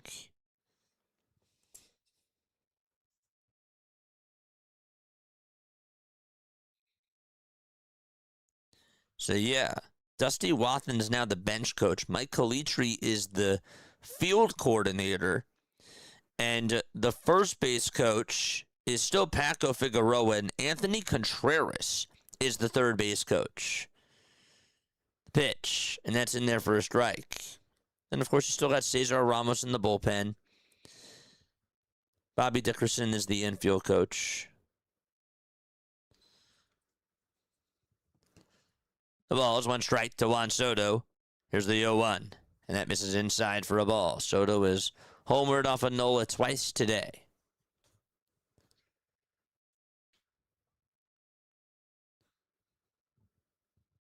I will take that too, Morty. The 1-1 pitch inside for ball 2.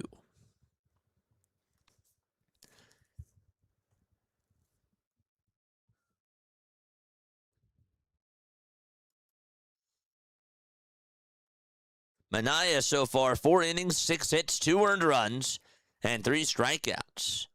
The 2-1 pitch. And there's a changeup at the knees for strike 2. To make the count now 2-2. And time is now called by Juan Soto. Anybody going to go see them this weekend? Anybody going to go to the game this weekend? 2 balls, 2 strikes. The 2-2 pitch on the way, and that's down for ball 3. Best Phillies Mets game that you went to in person was blank. If you did go see the Phillies play against the Mets, or the Mets play against the Phillies. 3-2 pitch. That's going to be grounded foul over towards the right side.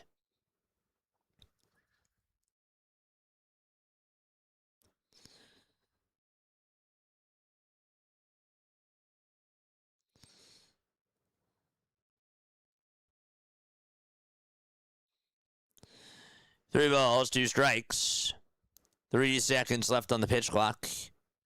Nola gets set and deals in the 3-2 pitch. That's just a bit outside for ball 4. And Soto gets on for the 3rd time today. He walks a lot, and he gets on once again. Tonight, this is interesting to report.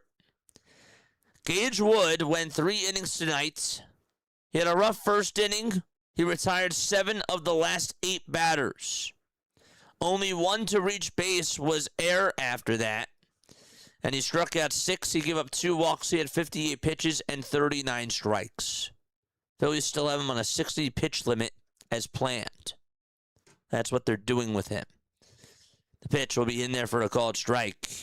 I don't know why they're limiting him to 60 pitches. I'm curious. 0-1 pitch. And that's going to be fouled away.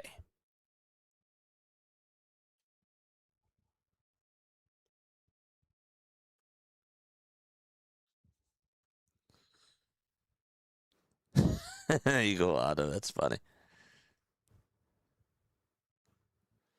No balls, 2 strikes. The toss back over to first. And the throw is not in time. I don't know why we can't strike out Soto because he's a really good hitter. He's hitting .303. The 0-2 pitch. And that's a called strike 3 on the inside corner. And Aaron Nola gets 6 strikeouts on the day.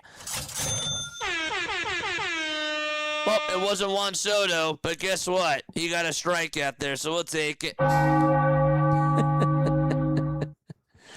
What's going on? 2 outs, top of the 5th. Nola now at 92 pitches in 4 2/3. Have a seat. Drop those chairs in the chat for Nola. Yes, sir. Rack them up.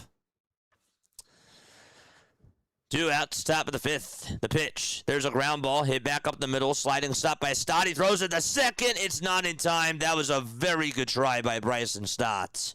A very good try there by Bryson. He thought that he could get him out over at second. And Soto was just safe. Let's look again.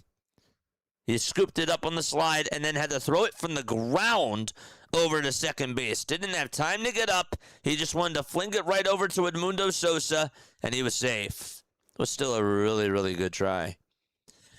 2 runners on, 2 outs, top of the 5th inning. It's a 3-3 game. And up next is Jared Young. That should be ruled as an infield single because,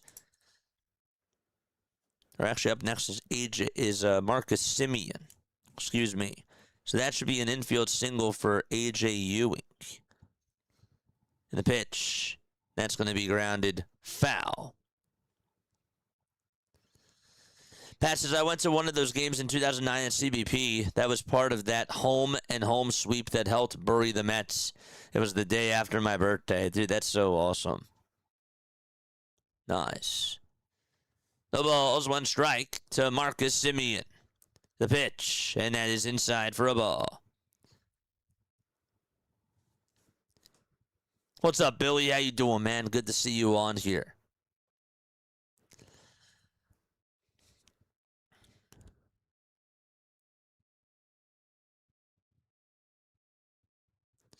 One ball, 1 strike to Semien, and the pitch. There's a fly ball hit out over towards deep left field, slicing foul, and it'll be out of play. Jumped on it a little bit too soon.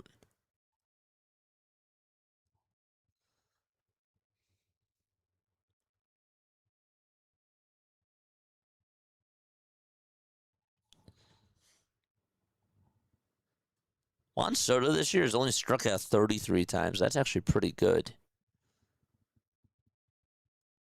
1 ball, 2 strikes. The 1-2 pitch. Ground ball hit sharply over to third. Bohm has it. Throws it to second for the final out. And we go to the bottom of the 5th inning. All tied at 3. Schwarber, Harper, and Bohm are going to come on up to the plate for the Philadelphia Phillies. All right, so let's go.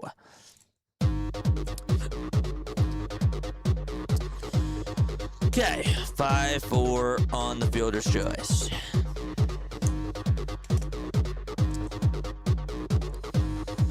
Somebody asked if Jazz was going to get 2 hits. Well, I think Jazz just left the game. Jazz Chisholm Jr. He did.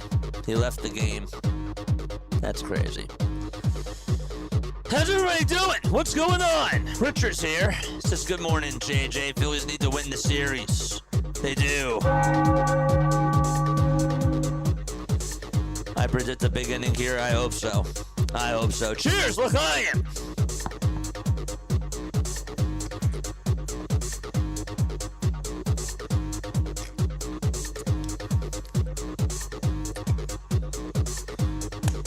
Man. Let's go. 9 more subs. All right, on a scale of 1 to 10, how are we feeling about this game? 1, not feeling good at all. 10, feeling great about this game. Where are we on the measuring stick from 1 to 10? I gotta be honest with you. I'm at a 7. I'm at a 7. There's no logic as to why I'm at a 7. I just have a feeling that we're gonna pull this out. That's how I feel. Let me know how you feel, though, down below. Let's go, Phillies. Let's go. Let's go, Fightins. All right. Daly says I'm at a 5. 5 could go either way. I'm at a 7. I'm at a 5-ish, says Pat Ryan. Okay. David's at a 6. Okay. All right. 5, 6, 7. We're at a 4, says Joe. Dude, Joe, how you doing? Jack says I'm at a 9. Jack's at a 9. That's good. Jacob's at a 5. Shout out to you, Joe. Hope you're doing really well, man. Really, really good to see you on here. Leonard's at an 8. All right, good stuff. Yes, sir. Nice, nice, nice. David's also at an 8, and so is Eagle Otto. Alan says I'm at a 10. Let's go, baseball! Here's the pitch to Kyle. That is taken down at the knees for the called strike. No balls and 1 strike. The 0-1 pitch to Schwarber. That is definitely down. And it's now 1-1. That one man, thank you so much for the Twitch follow. I really appreciate that. Seth Johnson is warming up, and he will pitch the 6th inning for Aaron Nola. The 1-1 pitch. And there's a called strike 2. It's a sweeper at 73 miles per hour. Manaea gets set right above the belt. Kicks, deals, and Schwarber takes it down, and they say he did not go.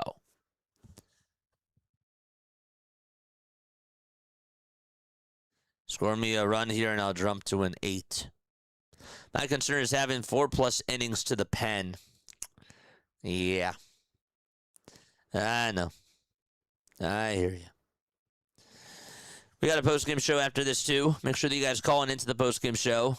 610-314-0844. Schwarber is going to take a quick step out of the box. And now grabs the bat and is back on in. Manaea gets set just above the belt. Gets the signs. Kicks. Fires. And Schwarber swings and misses at the sweeper. And so Kyle Schwarber strikes out for the 2nd time today. And he is down on strikes. 1 out, bottom of the 5th. 8 more subs to go. Whoever did subscribe to the channel, thank you so much. I really appreciate it. Let me know who you are down below.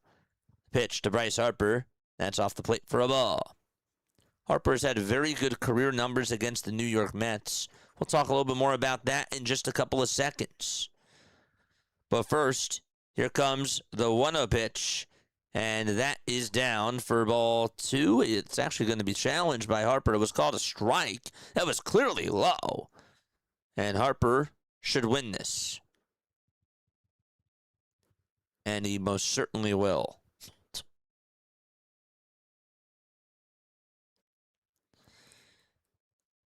Harper's lifetime batting average against the Mets, it's at .262 with 40 home runs and 116 RBIs. The 2-0 pitch, and that's outside for ball 3. He's played in 196 games against the New York Mets. 185 hits as well and 123 runs scored. 3 balls, no strikes. The 3-0 pitch to Harper. He gets the green light and swings and misses at the cutter.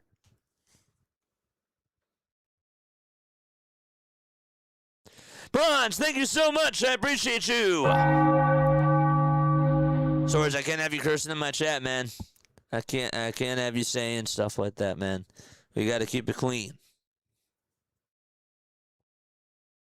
You know the drill. 3-1 pitch, and that misses outside for ball 4, and Harper gets on with a 1-out walk. And so that'll put him over at first. Let's go.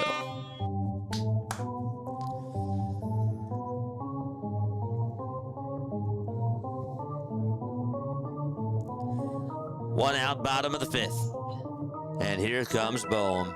Charge! Pitch, and that'll be on the outside edge for a called strike at 83 miles per hour. 17 RBI this month for Alec Bohm. It's tied for the 2nd most in all of baseball. No balls, 1 strike. Manaea kicks and deals. And the pitch is on the outside corner for strike 2. Bohm has had 2 RBI base hits today and has done a very good job manufacturing runs for the Phillies.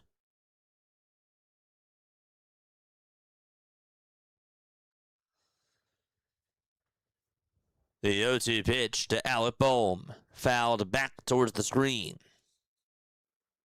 Millie, 3700, thank you so much for the sub. I really appreciate that very, very much.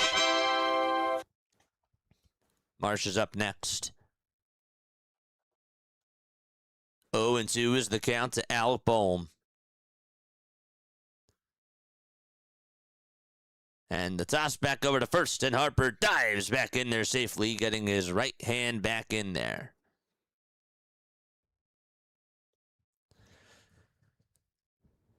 Royals now lead at 6-2. Guardians won 4-2. And the Blue Jays won 4-3. 0-2 pitch to Bohm. Chopper hit over towards shortstop. The flip over the second, there's one. The throw on over to first base, there's two. And that is a double play to end the inning. We're going to go to the 6th. We're still tied at 3. Beatty, Melendez, and Alvarez are going to come on up to the plates. A walk. And 4-6-3.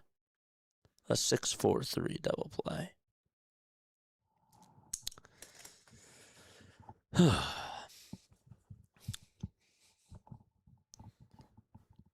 Does anybody know what my favorite color is? Just a very, very random question.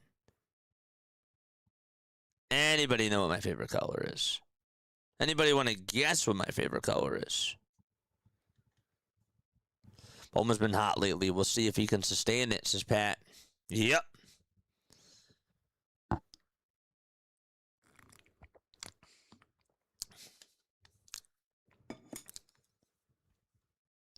Three up and 3 down. Seth Johnson's going to pitch in this inning. Green, no. Blue, no. Red, no. Pink, no. Green. We're at 232 likes. Let's go! Purple, says Larry. Purple is correct. Yes. So now you know. Purple is my favorite color. Yes. Larry knew it. Larry remembered. Nice. I don't usually talk about favorite colors, to be fair, but I'm just saying that that is my favorite color. Just want to see how well you guys know me. Or what's some things you can learn about me. That is my favorite color. I like purple. Turquoise. Turquoise is a good color. Turquoise is a good color. Purple. Gotta love autocorrects. Purple. Yeah, that's blue and purple. You get purple. Let's go. Good old purple. Yes. Is your favorite color clear?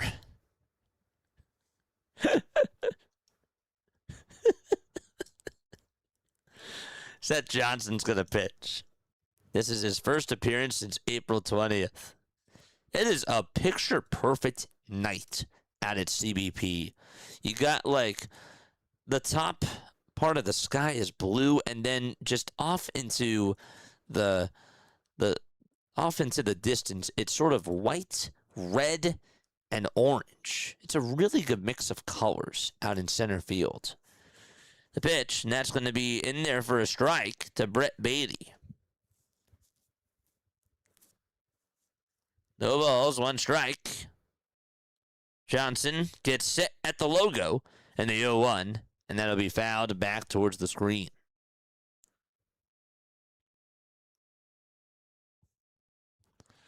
Yankees game, the bats is dead. How is no one hitting in that game, says 1,000 Swords. I don't know. 24 games for Seth Johnson out at Lehigh Valley as well. It's no balls and 2 strikes. Top of the 6th. We're tied at 3. The 0-2 to Beatty. Fly ball hit out over towards left field. Marsh is there. Stops on his tracks, and he will make the catch for the first out of the 6th inning. It was a line out over to left field. And Melendez is up next. Beatty is 0 for 3. And Melendez, who's up to bat, struck out twice against Aaron Nola. Nivek J, thank you so much for the sub. I really appreciate it.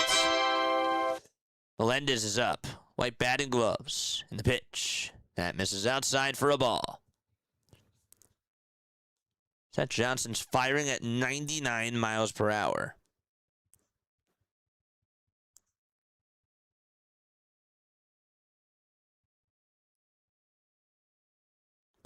Next pitch, that's going to be called a strike. Johnson this season has a 1.33 ERA out in Lehigh Valley with 40 strikeouts and 27 innings of work. The 1-1 pitch. And it's inside for ball 2.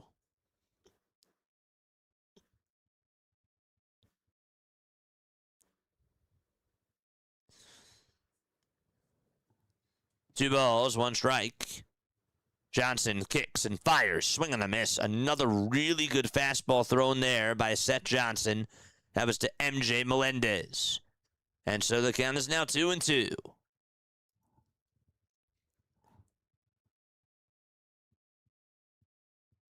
The Phillies today have gotten 2 big hits from Bohm and 1 big hit from Hill. Johnson gets set, kicks, fires, and that's just outside at 100 miles per hour. It's 3-2. He has a lot of movement on his fastball, which is really nice to see. It's not flat. It has a lot of arc to it. 3 balls, 2 strikes. 1 out, top of the 6th. The 3-2 pitch, and this is popped up over towards the right side of the on-deck dugout circle, and it's going to go on into the seats. And it'll be a foul ball out of play. JT was right at the on-deck circle and then just went back behind the netting. So Bohm had 2 RBI base hits. One was a single in the first. The other one was a double in the third. 3-2 pitch on the way. Another foul ball. And then Hill also had an RBI single. The Mets had 2 solo homers from Juan Soto. And then also A.J. Ewing had an RBI double. 3 balls, 2 strikes. Johnson gets set at the logo. The 3-2 pitch. Swung on and missed. Got him! Johnson wins the battle. And just like that, MJ Melendez goes down for the 3rd time today. There's the hat trick. And here is Francisco Alvarez. The fact that he battled right there and ended up just getting him with another fastball with a lot of velocity to it. Beautiful. 2 outs, top of the 6th. The pitch. That misses inside at 97 miles per hour. It's not just that he's throwing 100, it's that he has a lot of movement to his pitch, too. That's the thing that's really awesome. 1-0 pitch. That was a perfectly placed fastball on the outside corner at 99 at the knees. Not as much movement there, but that was a good idea. 1 ball, 1 strike. The pitch to Alvarez. Didn't get the call there. It was a little bit outside. It's 1 away from the golden sombrero. We were talking about best baseball slang earlier today when we were doing the Brewers game. 2-1 pitch. Outside and low for ball 3.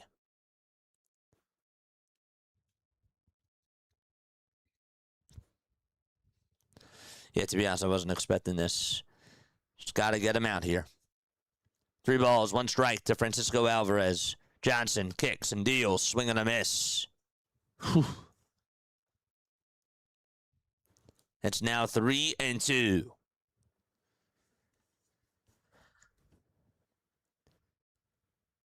Alvarez holds the bat up. Johnson gets set at the logo again. Kicks and fires. Swung on and missed again. Time to go to the bottom of the 6th. Seth Johnson ends up shutting the door against Alvarez. And we go to the bottom of the 6th. Didn't want him to get any piece of that fastball. It had so much bite to it.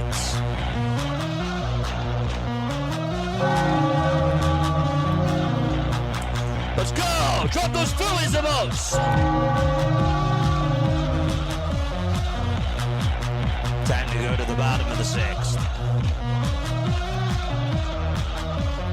That was excellent from Seth Johnson. I loved that. That was really, really good. A very sharp performance there by Seth Johnson. Attaboy. Yes, sir. Attaboy. Love it. Don't forget, we got trivia in the bottom of the 7th inning. Just want to make sure that I, of course, mention that. And again, I'm going to say this one more time. If any of you are going to go see Tom Grassi tomorrow, he is going to be at the Rocky Steps, and I am going to be there. I will definitely be there. If you guys want to see me, you're more than welcome to come over and say hi. I would just like to know if any of you guys are going. If not, I'll see you there. It'll be really cool to just be able to meet Tom.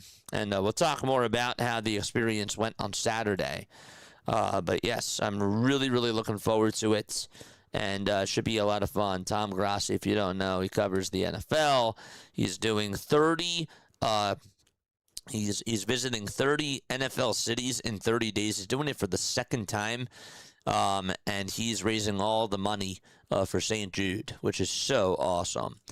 He did it the first time, and then he said he would do it a second time if he got to 1 million subscribers, and he did.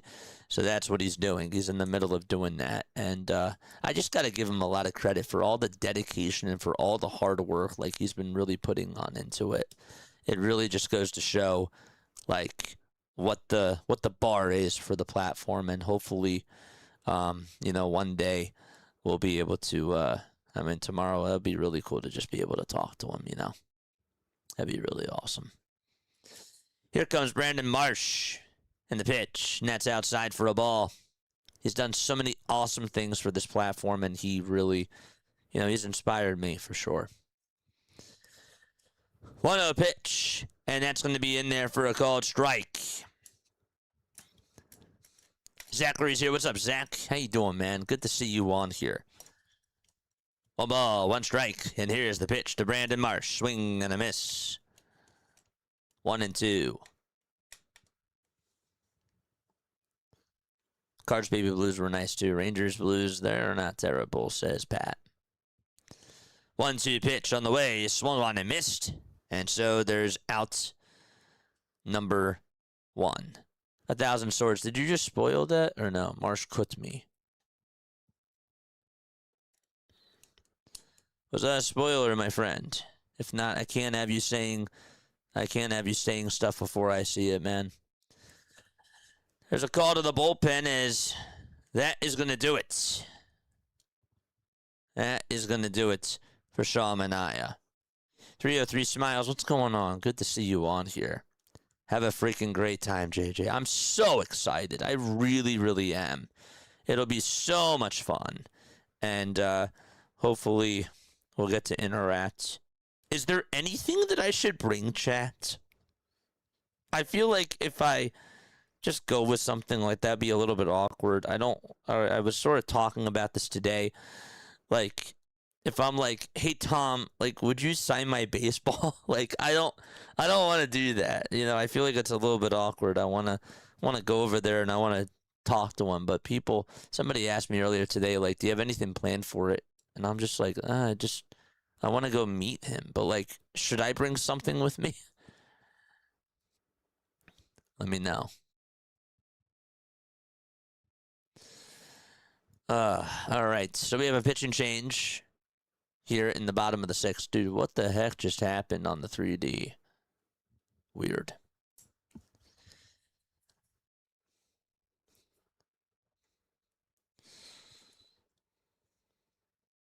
I don't know, chat.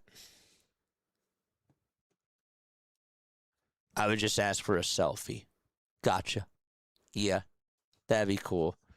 There are a lot of people who are bringing water and food to make sure that he's all right. Yeah, I know that, which is awesome. But I don't know, like, what to bring him. I don't know. I think just a selfie would be cool.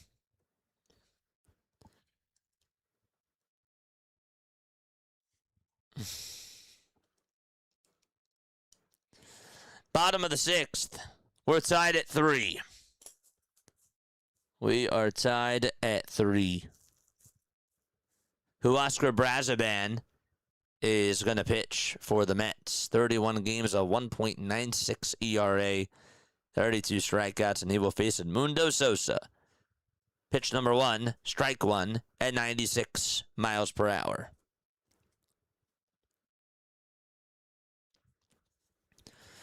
No balls, 1 strike. The 0-1 pitch. And that's going to be sliced out over towards the right field corner. And that is a foul ball. Wow. Just went towards the right side of the line. It was tough to see, but it just sliced foul. There's Jose Alvarado warming up in the Phillies bullpen.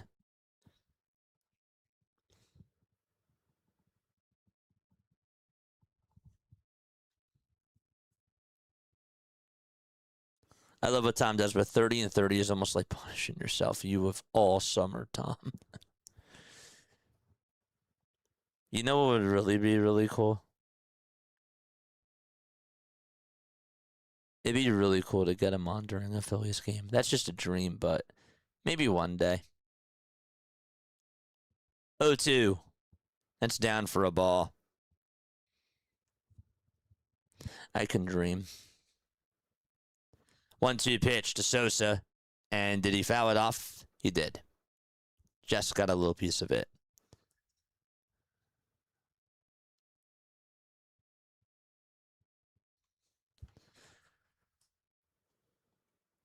Let's go. 1 ball, 2 strikes. Bottom of the 6th. 1 out. The 1-2 on the way to Sosa. There's a line drive leaping catch made by Marcus Semien over at second. And there's 2 away. So 2 up and 2 down. Brazoban has been in the league since 2022. He was with the Marlins, and then he went over to the Mets in 2024. He's now 36 years old. He came up really late. I didn't realize that. This is his 200th career appearance. The pitch. And now it's no balls and 1 strike.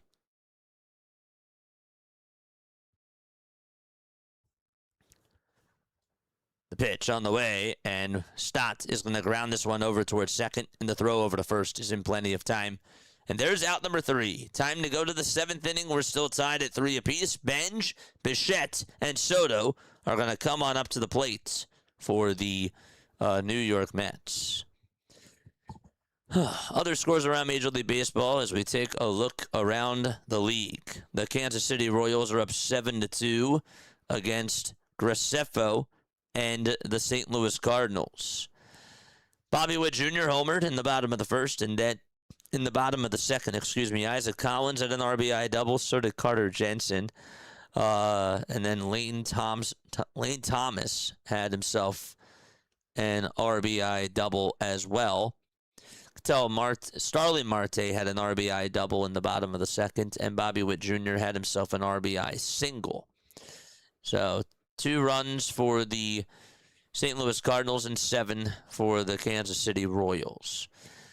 For the Mariners won 3-0, and they shut out the Baltimore Orioles today. Brian Wu got the win. Shane Baz got the loss, and Andres Munoz ended up getting the save.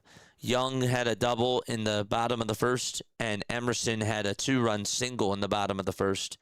And that was all the offense in that ball game. What else happened today? The Blue Jays, they held on to beat the Boston Red Sox, and they swept them. And they won 4-3 today. Got a little bit dicey. Yay Savage was pitching really well. And then in the bottom of the 8th inning, Kiner Falefa and Durbin went back-to-back. And then in the 9th, Valenzuela had an RBI double off of Chapman to give the Blue Jays the lead 4-3. And that's what ended up happening over there. The White Sox and the Yankees are tied at 1. Burke has gone 3 2/3. He has struck out 5 batters.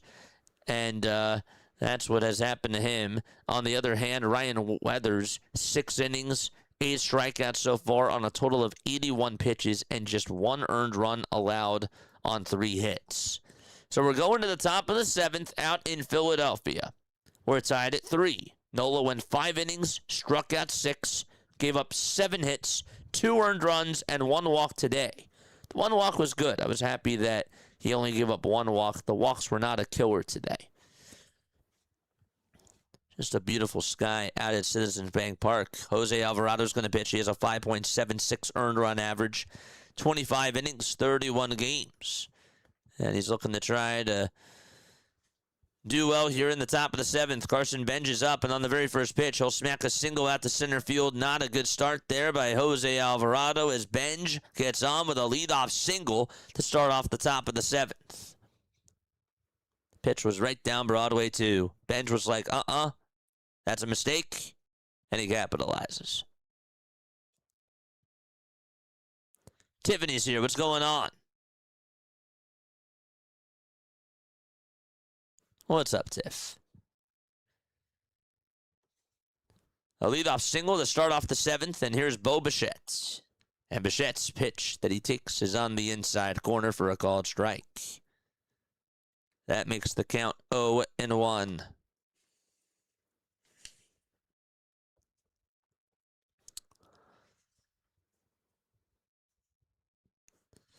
Oh, 1 pitch. Line drive cut at third by Alec Boehm. It was a bullet, and Boehm was right there to field it and had great reaction time. 1 away. All right, so 1 out in the top of the 7th inning.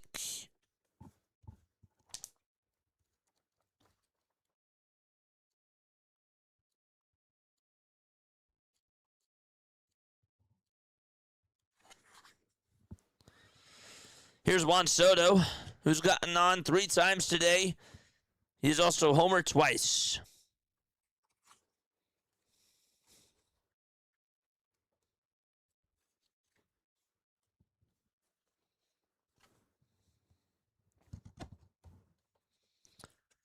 And Alvarado calls for time.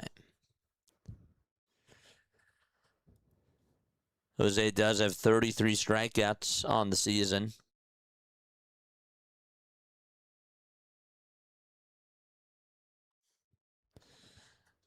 One out, top of the 7th.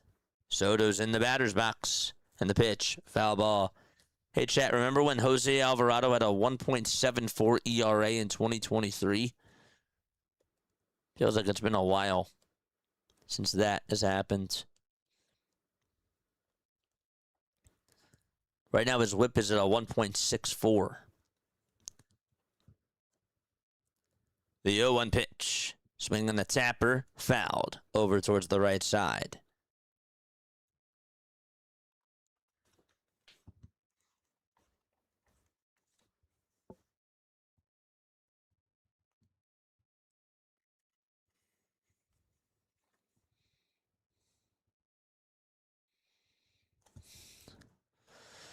No balls, 2 strikes to Juan Soto.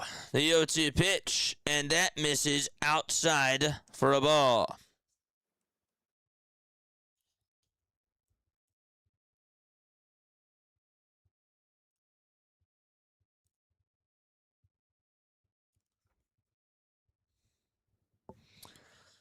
One-two pitch. That is also a foul ball.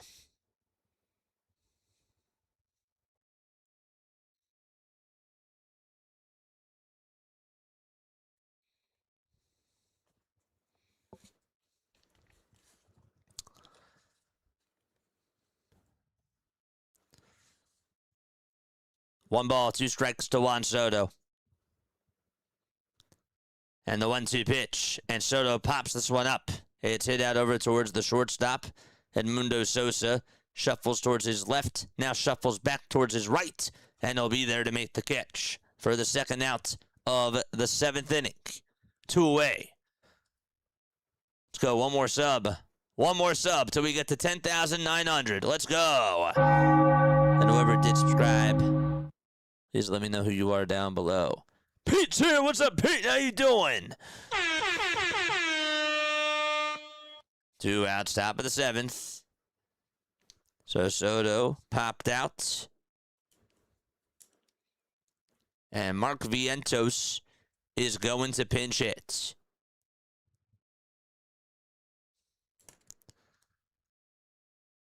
Two outs. Alvarado kicks and fires. Swing and a miss.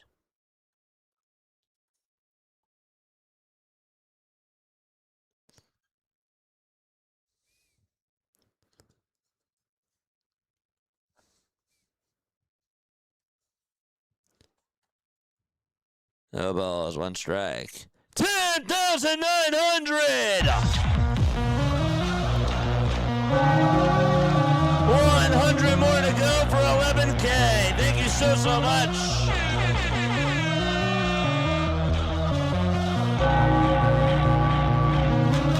Oh, thank you so much. Really. Pitch is up high for a ball.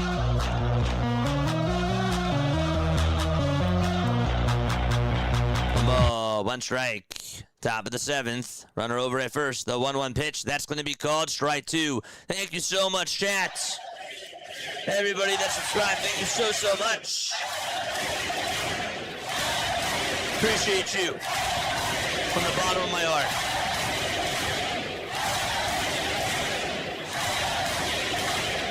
One ball, 2 strikes. And here's the pitch to Vientos. That misses down and inside for ball 2.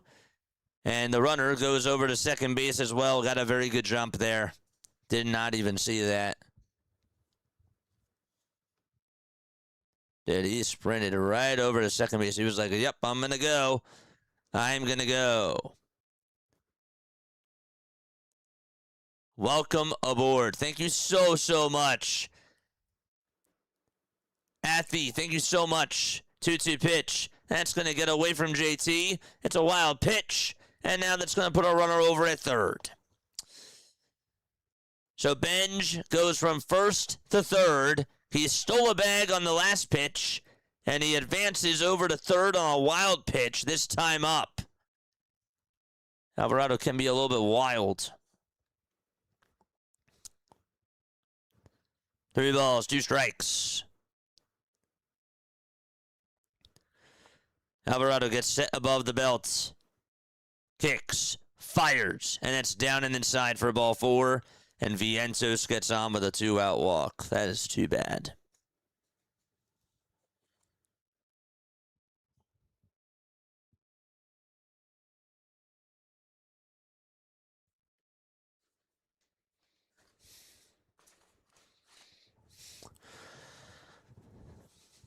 So that'll put Vientos over at first.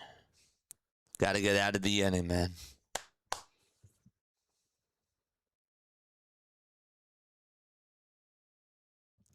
We're going to have a timeout here on the bump. Okay.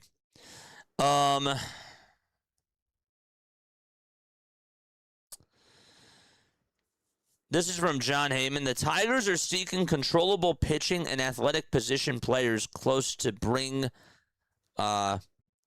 to big league ready in return for Tarek Skubal. That's what he just reported. Not really a surprise there. Not really a surprise. 2 outs, top of the 7th. And runners over at the corners. 14 pitches for Jose Alvarado. And Wagaman is up to bat. The former Marlin, Eric Wagaman. Heading on the right side, first pitch. And that's going to be a little bit down for a ball. At 100 miles per hour. Homer Run, thank you so much for the sub. I really appreciate it. Yes, sir.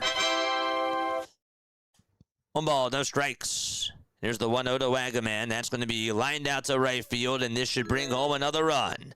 So it's now going to be a 4-3 ball game. Carson Bench scores, and it's now a Mets lead here in the top of the 7th inning. A pitch that was right down the middle. Wagaman took it the opposite way. And the Phillies can't hold on to the tie.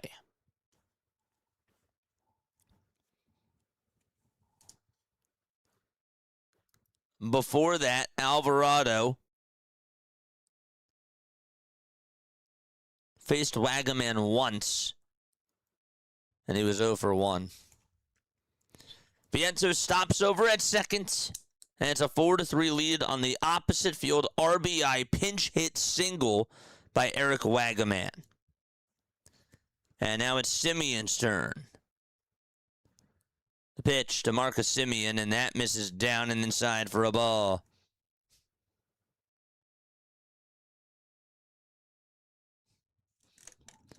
1 ball, no strikes. And here's the 1-0 pitch. That's inside for ball 2. Billy P and Athy, thank you so much for the subs. I really appreciate it. We're still in the top of the 7th. We still got trivia in the bottom of the 7th. 2 balls, no strikes to Marcus Semien. And the 2-0 delivery, and Semien fouls that one away. For Eric Wagaman, Zach Short is now in to pinch run for him. Short is 31 years old. Started off his career with the Tigers. 2-1 pitch, swing and a miss. He actually did have a stint with the Mets in 2024. And he's back with the Mets in 2026. He's had an interesting career. 2 balls, 2 strikes, 2 outs, top of the 7th. The 2-2 pitch on the way, and Semien fouls off another one. That was at 99 miles per hour.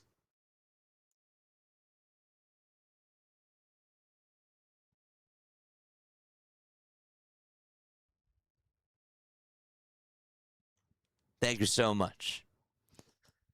2-2 pitch, and that's going to be fouled over towards the left side.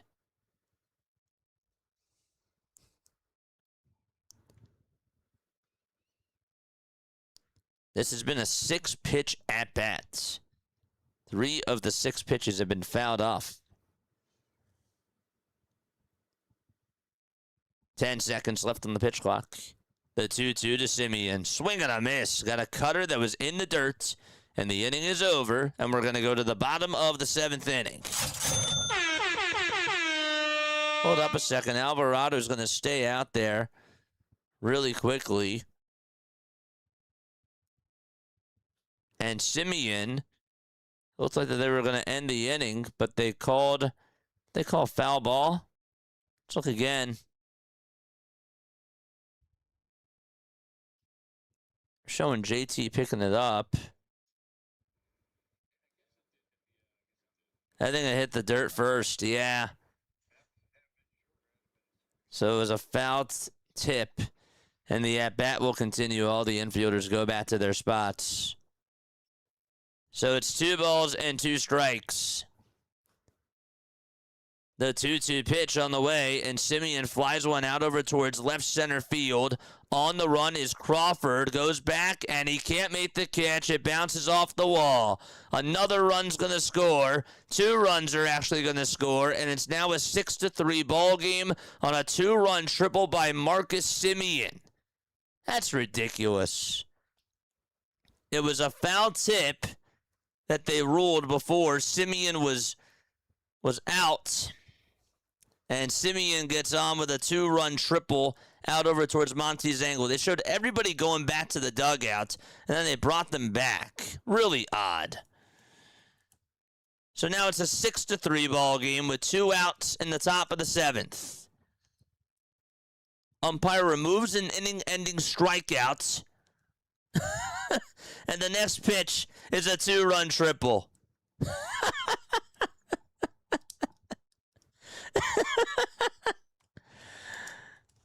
Here's Brett Beatty, and the pitch is in there for a called strike. I've never seen that happen before.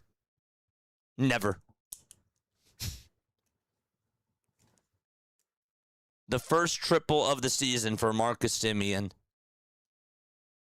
That's bizarre. 0-1 pitch, and that's going to be on the outside corner for a called strike. Of course that would happen, right? That's unbelievable.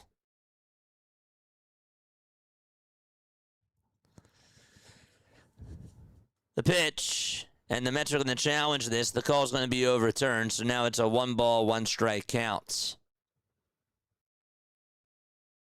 Good old ref ball. Bryce Wilson is getting warmed up in the Phillies bullpen. He was also called up today. The 1-1 pitch on the way, swing and a miss at 99 miles per hour.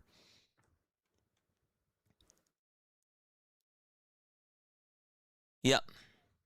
Never saw that. It's unbelievable.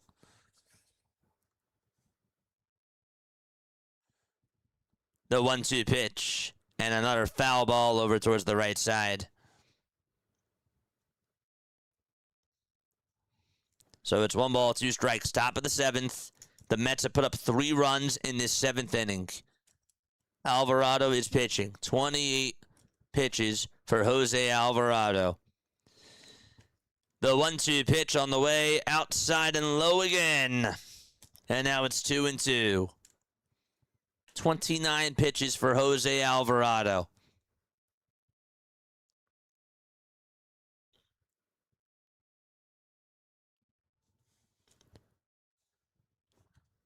The 2-2 pitch, here it comes. Swing and a miss. He went around on a cutter that was way outside.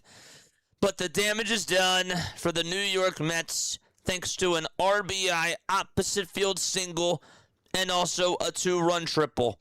And we're going to go to the bottom of the 7th inning.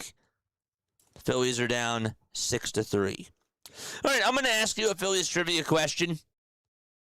If you get it right, you'll hear this.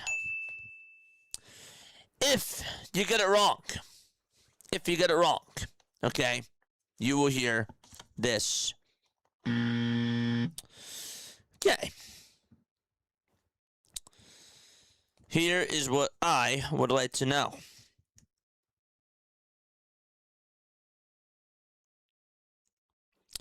I would like to know which Phillies player had the first 4-hit game at Citizens Bank Park. The first Phillies player to have the first 4-hit game at Citizens Bank Park was blank.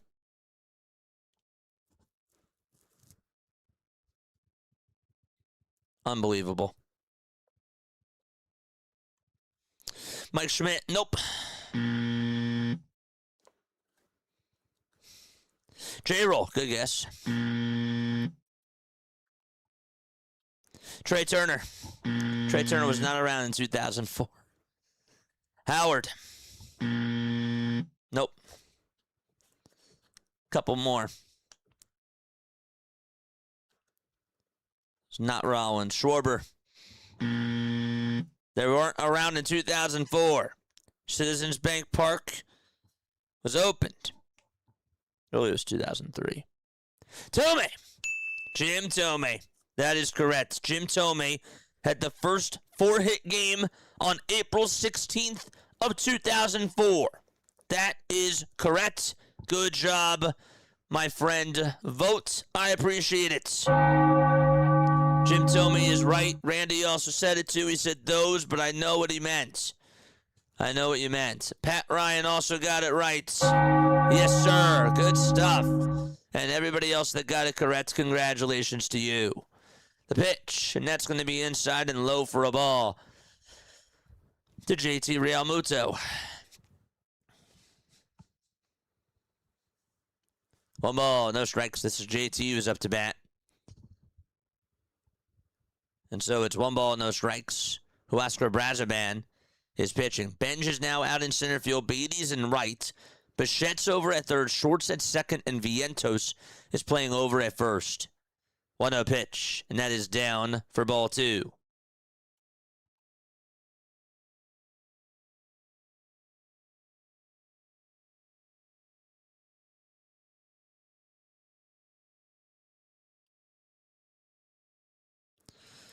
Two-0 pitch. That'll be in there for a called strike at 96 miles per hour. It's a 6-3 ball game in the bottom of the 7th. Brazaban facing JT. The 2-1 pitch. And that's going to be lined foul and out of play. I enjoy thinking back to that era and running those names through my head.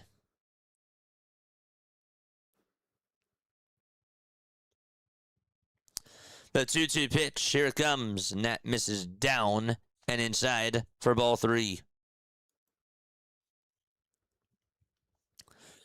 Come on, JT. Got to get on. 3 balls, 2 strikes to Realmuto. He's 0 for 2. Brazaban gets set at the belt in the 3-2 pitch. Here it comes, and JT fouls it off.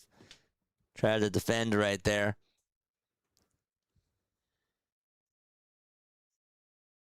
Thank you all again so much for all the thumbs ups. We're trying to get to 350. We have over 500 people tuning on in. 270 of you have hit the thumbs up button. We are 80 likes away from 350. That is our goal. 3-2 pitch to JT, and he stays alive. Just fouls it off over towards the left side. We're also 95 subscribers away now from getting to 11,000. The Rally Kitchen is open, baby. Hope you had a great birthday, my friend. The 3-2 pitch on the way to JT. This will be fouled towards the left side and out of play.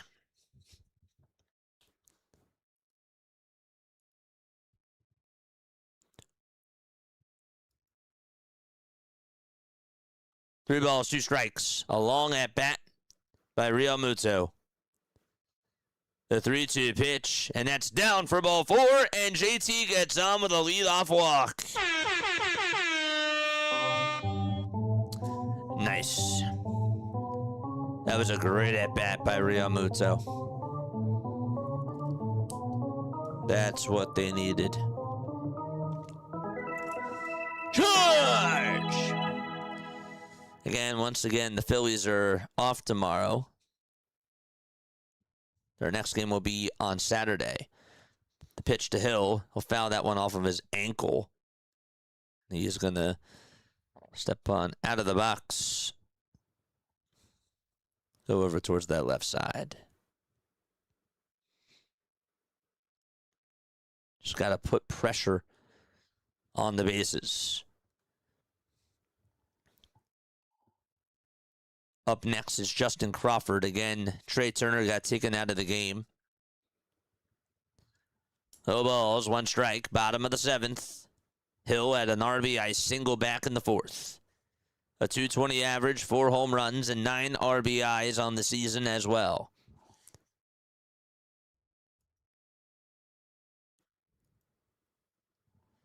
The 0-1 pitch. Down for ball 1. Orion Kirkering and Bryce Wilson are now warming up in the bullpen. If it gets closer, Kirk is going to pitch. Remember, he also pitched yesterday. The 1-1 to Hill, swinging another foul ball.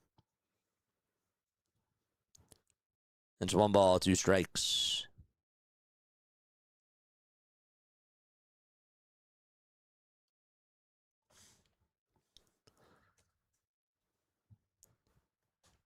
The 4-3 hole is wide open. Right field line is also wide open.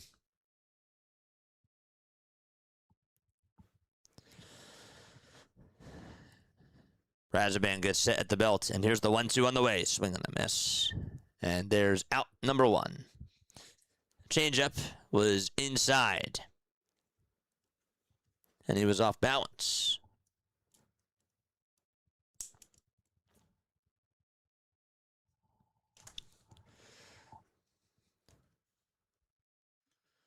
Ruiz, that was an interesting guess.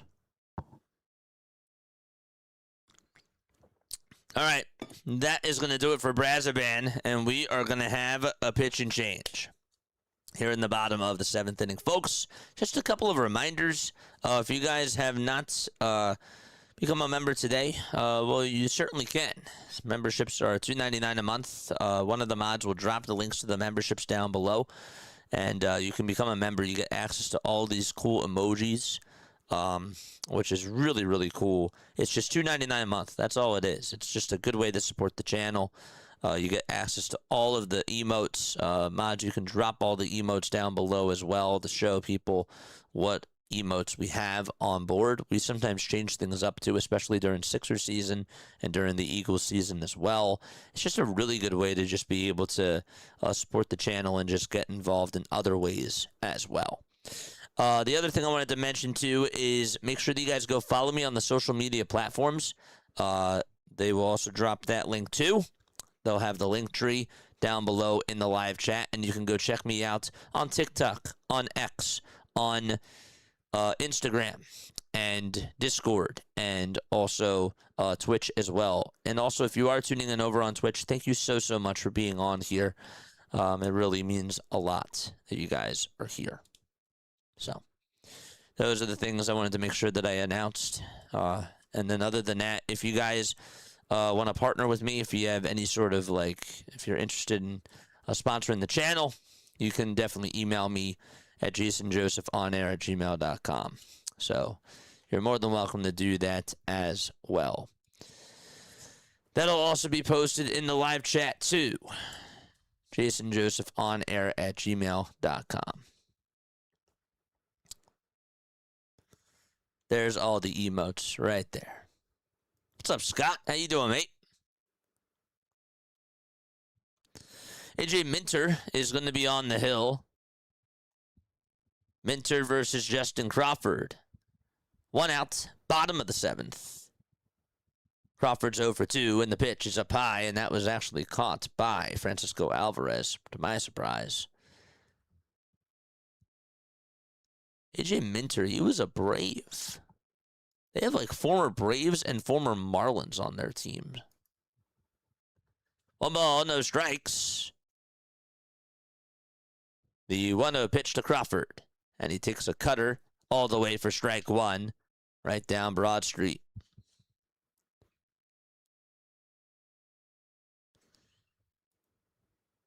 AJ was a Brave from 2017 till 2024. He did win a World Series with the Atlanta Braves. The 1-1 pitch to Crawford, and they will line that foul towards the left side. This year, AJ has only gone 7 1/3 of an inning, though. He has struck out 7. He has allowed 4 hits, no runs, no earned runs. 1 ball, 2 strikes to Crawford, and the 1-2 pitch, and Crawford's going to slap that one foul and out of play.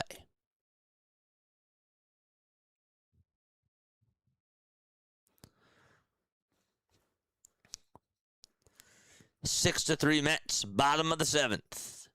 1 out and a runner over at first.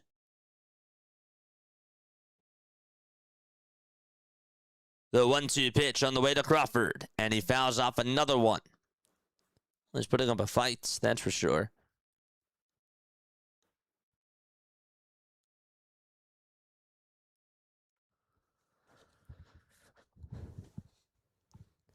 One ball, 2 strikes in the bottom of the 7th inning. Minter gets set, kicks, deals, and Crawford stays alive. That was a pitch that was pretty close, but he got the barrel down and just fouled it off. Take what the pitcher's giving you. Work up the pitch count. Schwarber's up next. 1 gone, bottom of the 7th. Minter with the 1-2 to Crawford, and another fly ball hit out over towards shallow left field off the end of the bat, and Soto is there to make the grab. Not a good swing there by Crawford. He didn't really... There were a couple of bad swings in that at bat, but he did fight some pitches off, but just did not get the result. And Schwarber is up next.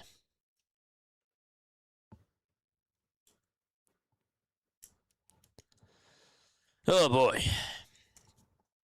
Schwarber singled back in the first and also scored a run as well. Could definitely use a home run here. That'd be great. The pitch to Kyle. There's a fly ball hit out over towards center field. It's not that deep. It's playable. Carson Benj is there, and he will make the catch for out number 3. We're going to go to the top of the 8th inning. All right, we're going to go say hi to somebody that is streaming. Who should we go say hi to? Let's go say hi to Sinbin. Okay, we're going to go say hi to Sinbin. I'm going to drop his link down below right now, and we're going to go say hi and say play-by-play with JJ Raid. Here is the link. Make sure that you guys go click on this link, go tell Sinbin I said hi, and then come on back here in about a minute or so. I'll be right back. And see you very, very soon.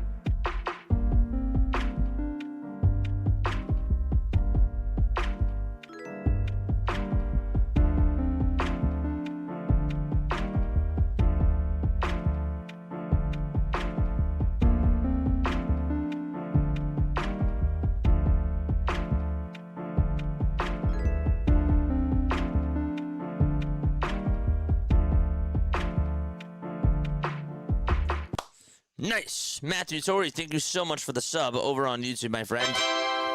Here's Bryce Wilson. He's now going to pitch for the Philadelphia Phillies, making his 2026 debut. 28 years old. Has gone 20 games, or 163 games in his career. Has a 20-23 record, a 4.82 ERA, and also 461 innings and 333 strikeouts. First pitch will be taken for a ball. And here's the 1-0 pitch. That misses down for ball 2 to MJ Melendez. It's 2 balls and no strikes to MJ Melendez, who has 3 strikeouts today. 2 balls, no strikes. Wilson gets set and deals, and the pitch is outside for ball 3. And the count is now 3-0.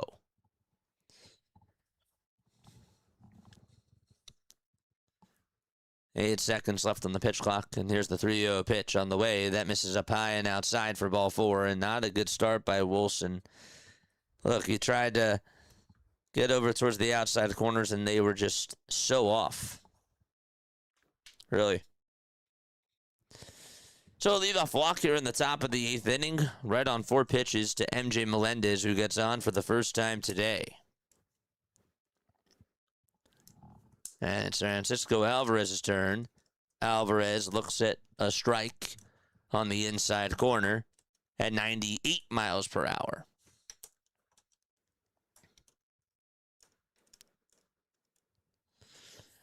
No balls, 1 strike to Alvarez. The pitch fouled back. And it's 0-2. Raul Ibanez, dude. Raul Ibanez was great. Raul.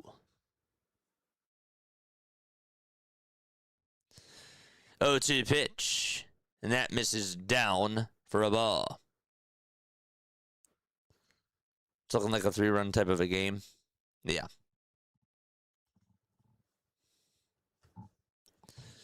One ball, 2 strikes. Top of the 8th.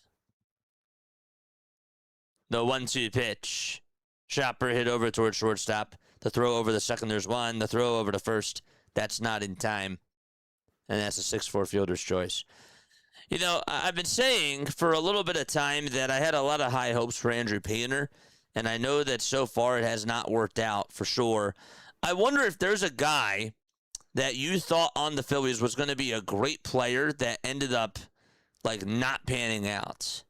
Yeah, you can call it a bust or, like, whatever. I'm sure that people are going to say Dom Brown, but, like, somebody that you actually thought, besides, like, the popular ones, somebody that you thought was going to be really good on the Phillies and ended up not being good at all. The pitch. That's a foul ball. I thought Spencer Howard was actually going to be pretty good. I'm not going to lie. And Jared Eichhoff was another one. No balls, 1 strike. The 0-1 pitch, and that's a foul ball over towards the left side. I really did. I really thought that Eichhoff was going to be good. I saw a couple of really good outings from him, and I thought, man, this guy's going to be awesome. And boy, was I wrong. The ball is 2 strikes. Rick Shue? Who's Rick Shue? 0-2 pitch. Line drive, base hit out over to left field. Marsh plays it on 2 bounces. And there's an opposite field single. Haley says Kimbrel. Kevin Stocker says Sonic. Aaron Altair. Yeah, that's a good one. I thought Altair was going to be really good too. Wes Wilson. Wes Helms. Aaron Altair. Yeah, I thought Aaron Altair was going to be really good. 1 out, top of the 8th. Here's Bo Bichette. And he looks at a called strike. Cesar Hernandez is Larry. Cesar was actually pretty good. I didn't think that he was bad. Honestly, we've kind of been unlucky with our first-round picks. Bowman Stott, unfortunately, are not superstars. I had high hopes in the beginning, says Vo Blue. Yeah, I did too. 0-1 pitch. That's a foul ball. Mickey Moniak. These are all good answers. J.D. Drew. Wow. J.D. Drew. Kevin Stocker. Started in our World Series as a rookie. I thought he would become Chipper Jones. 0-2 pitch to Bo Bichette. That's going to be line foul over towards the left side.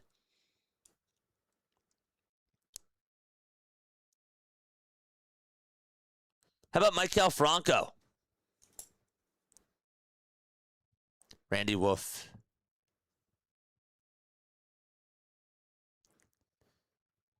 I know that Maikel was a popular one. Painter. 0-2 pitch.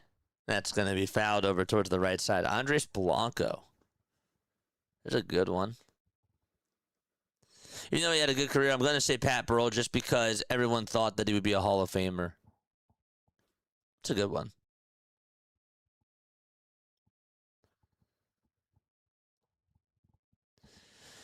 No balls, 2 strikes to Bo Bichette. The 0-2 pitch. And that misses outside for a ball. I liked Franco too. Adam Hazley. That's a good name. Looked like he could be a decent guy off the bench and fell off. 1-2 pitch. And that's a foul ball over towards the left side. So again, it's 6-3 New York. 2 runners on, 1 out, top of the 8th inning. Mets lead it by 3. They put up 3 runs in the 7th off of Jose Alvarado.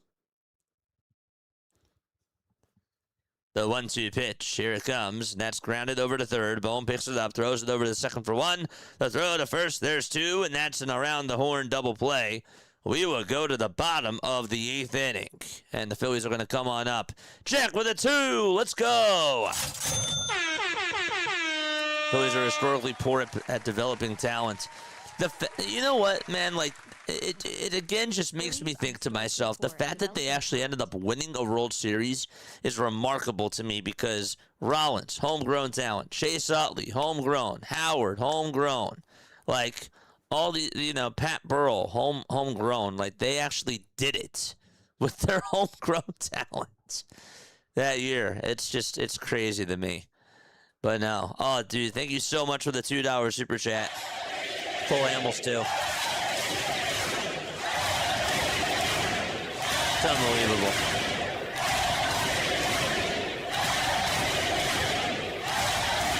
Thank you so much, Jack. They really are bad at developing talent. I got to give the Dodgers credit. They're so good at developing talent. The Marlins have been really good at developing talent. And the Pirates have actually been pretty good at developing talent, too. The problem with them is just keeping their players. But it's just funny to me. Man. That's the team I know, Mr. JJ. Which team? Pete Rose. How much better would he have been if he wasn't distracted by gambling? Jack, thank you so much for the super chat again.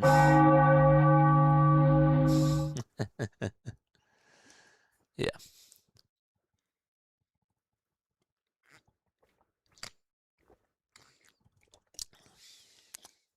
You stole Victorino, too. That's true. That's a very, very good point, Sonic. Very good point. All right, so we're going to go to the bottom of the 8th inning. Dodgers buy talent. Yeah, well, they still developed Yasiel Puig. They still developed, guys like Matt Kemp, James Loney, like all those guys. Now, we can, we can. I'm not going to go down that road. The point is that even they can trade for a guy like Tarek Skubal because they're so good at developing talent, too. Bottom of the 8th inning. Jack with another $2 super chat. Phillies turn prospects into suspects.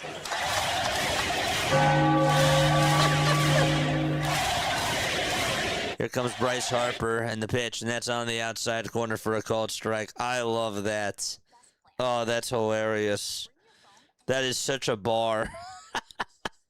They turn prospects into suspects. This is going to be challenged by Bryce. I mean, that was clearly a strike. Not even close. No balls. 1 strike. Bottom of the 8th inning to Bryce Harper. Phillies have 1 ABS challenge left. The Mets have 2. Luke Weaver's pitching. No balls. 1 strike. The 0-1 to Harper. That's a foul ball.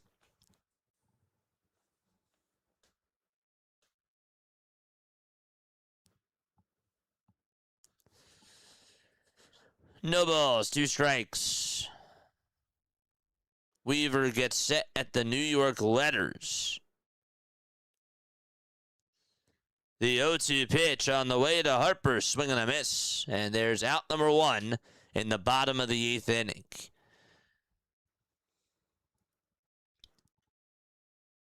Something crazy just happened in the Yankees game. Andrew Benintendi just hit a pinch hit grand slam against the Yankees. He just continues to torch it up. Doesn't matter if he's with the Red Sox or the White Sox. Insane.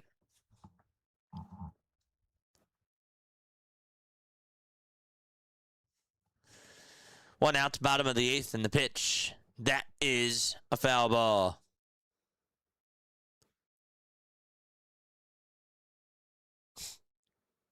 Can I see your license and registration, please?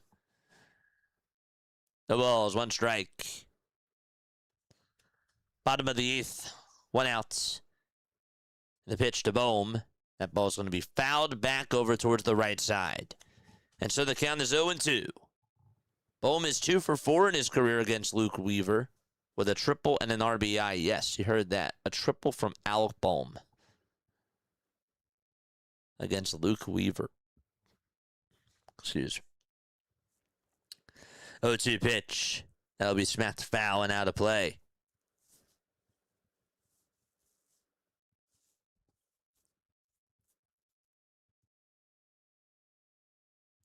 You know, today was also the day that Robin Roberts made his major league debut in 1948. The 0-2 pitch, nets down for a ball. Gave up 2 runs over 8 innings. It's a pretty heck of a debut.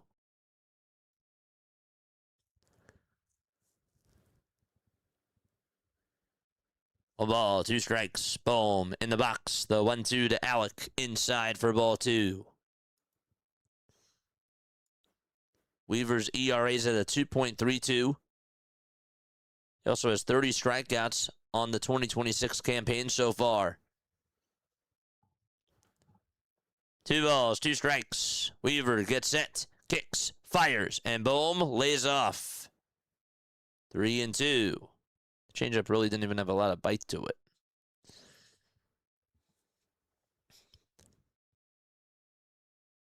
Weaver's last hold that he had was on Thursday the 11th. It was last Thursday. 3 balls, 2 strikes to Alec Bohm. Can he get on? The 3-2 pitch to Bohm, and a called strike, 3 at the knees, and he's down looking on strikes. There's 2 away.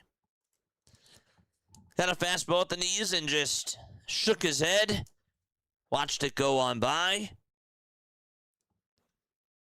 And there's 2 up and 2 down.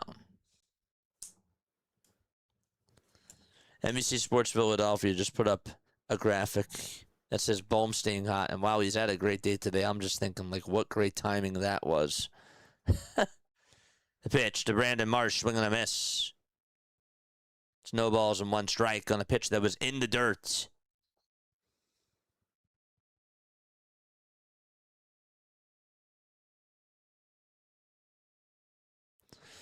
No balls, 1 strike.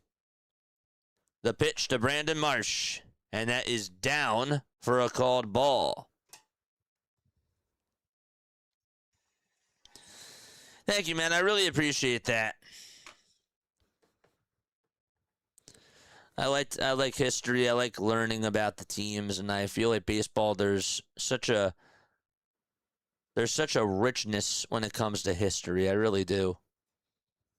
1-1 pitch, and that is fouled back. It gives it a little extra touch, in my opinion. I know some people are like, well, who the heck cares? But I don't know. I appreciate what our history has been through. 1-2 pitch, and there's a swing and a miss. And Brandon Marsh is going to go down swinging on strikes. And we're going to go to the top of the 9th inning. It's a 6-3 ball game. Mets and Phillies are up. The earworm episode is on. No! Oh, no! Let's go. Oh, it sucks. I don't like that episode. That one really bothers me. The SpongeBob earworm episode. That's terrible. Who are we jumping on in from tonight? Where are we, chat? Let us know down below. Where are we tuning on in from? It is Thursday, June 19th. Where are you at 9:30 p.m. Eastern Time in the world? Let's go.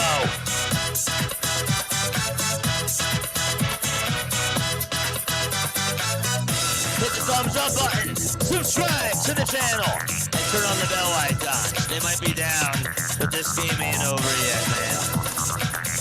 Drop those Phillies emotes down below. Let's go. Time to go to the 9th inning. Time to go to the 9th. Where are we tapping on in from, chat?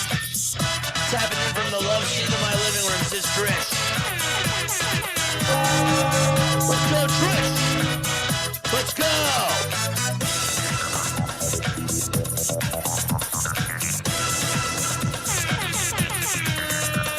Anybody else? No? Nobody else tuning on in from anywhere? That's okay. Appreciate you all for being on here. I know it's been a tough one. Oh, man. Everett, Pennsylvania, says Scott. Yes, sir. Let's go. Blue Blue from South Jersey. Let's go.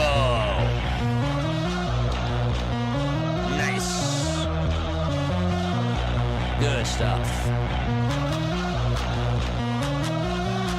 Also on the left side with one dog and one cat. Scott from Sydney, Australia. Let's go. West Virginia, says Alan. The preacher's wife driving on back roads. Or back rides. Back roads? Pitch to Juan Soto, and that's going to be taken down for a ball. I bet you meant back roads. A back ride. I don't know what a back ride is. One ball, no strikes to Juan Soto, and here's the next pitch. And that is going to be called ball 2. Bryce Wilson is still pitching. 2 balls and no strikes. 2-0 pitch. Bouncing ball hit towards the right side and foul. What's wrong with the Philly bats tonight? They're not hitting. That's what's wrong. Country roads. Yes. The back roads. Country roads. 2 balls, 1 strike. That's to Juan Soto. And the 2-1 pitch, and Soto chops it foul. Swisher tuning on in from Memphis, Tennessee.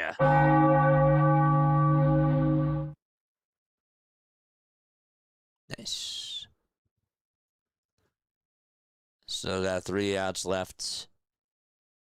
But first, we're in the top of the 9th. The pitch, line drive, caught over at shortstop by Edmundo Sosa. And there's 1 away. That ball was drilled. It was smoked. And so there's 1 down in the top of the 9th inning.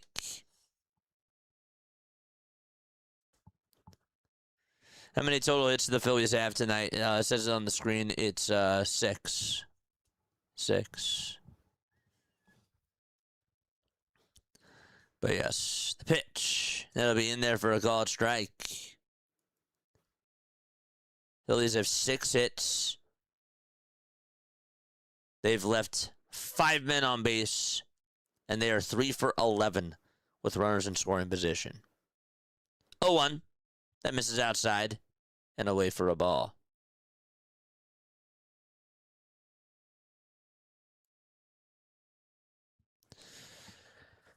Vientos in the box. The pitch. That'll be outside for ball 2. Olsen versus Mark Vientos. Phillies turn prospects into suspects. I really like that line, Jack. It's so true. The 2-1 pitch. And that is fouled off over towards the left side. Hit that thumbs up button.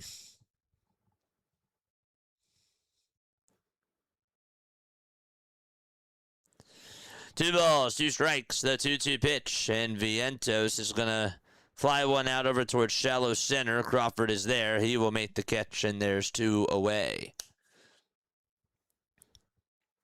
We will have a post-game show after this. 610-314-0844 is how you call on into the post-game show.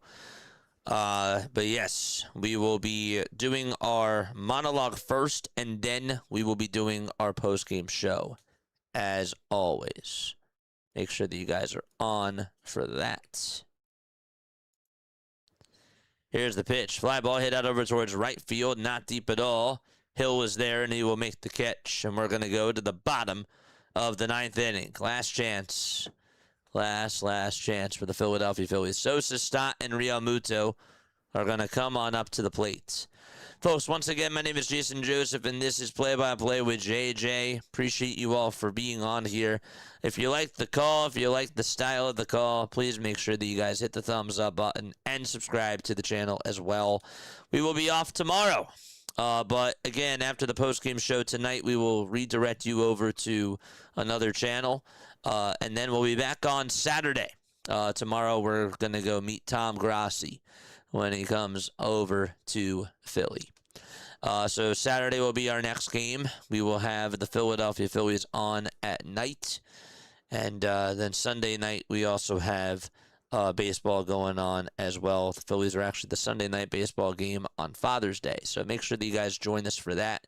More baseball content as well. And good stuff ahead for the channel. So make sure you guys also follow us on the socials as well. And go follow us on all of the platforms that are out there. Do we have an extra inning or what? That'd be great. I would take extras. I like free baseball. I like hanging out with chat. That's cool. More time I get to spend with you, the better. Sorry, JJ, but no offense, but I'd rather see the Phillies win. I'm ready to hear those answers, which is also understandable too, right? I get that, but I like spending my time with you. I do. It's quality time, and it's a lot of fun. And it's just a good time being on here. I mean, I have a blast. Donnie Baseball, relax. Woosah.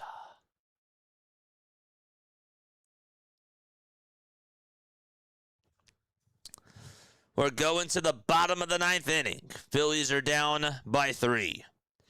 Devin Williams is going to pitch. He has a 5.01 ERA, but he is 10 for 11 in save opportunities. And he will throw for the New York Mets. See how he does. Edmundo Sosa will lead things off against Devin Williams.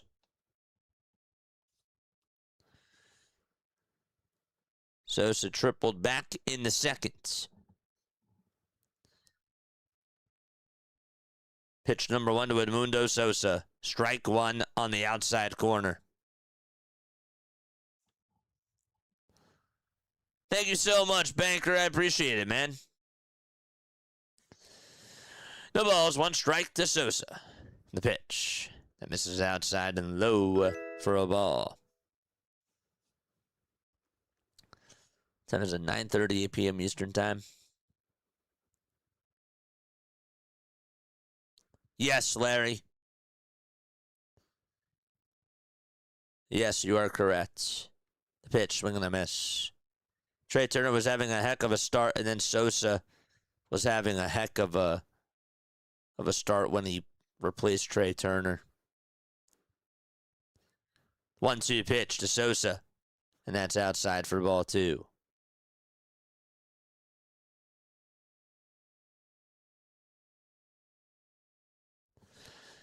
Sosa calls for time. I don't even want to look at this. Howard Webb, thank you so much for the sub over on YouTube. I really appreciate that. 2 balls, 2 strikes to Edmundo Sosa.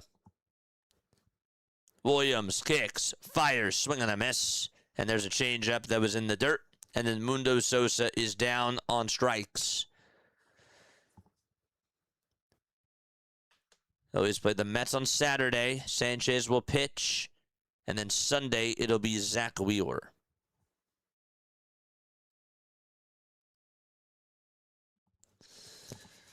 Let's get the redirect up and running.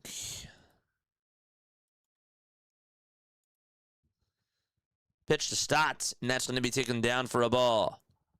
We just got to 300 likes. Thank you so much. Appreciate it. Keep smashing that thumbs up button. 1 ball, no strikes to Bryson Stott. The 1-0 pitch, and a called strike at the knees. Keep smashing that thumbs up button. We are 47 likes away from reaching our goal of 350. 1 ball, 1 strike to Stott. The 1-1 pitch on the way. High for ball 2.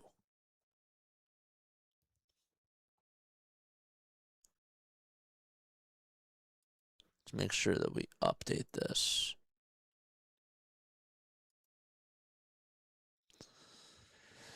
Two balls, 1 strike to Stott. The 2-1 delivery. Low for ball 3. And so the count is now 3-1.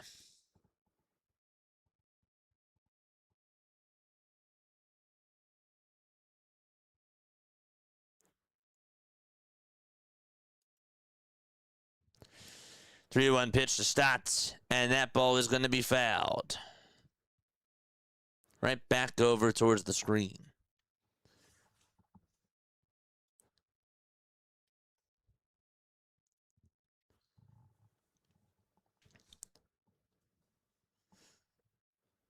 Three and 2 is the count. Williams versus Stott.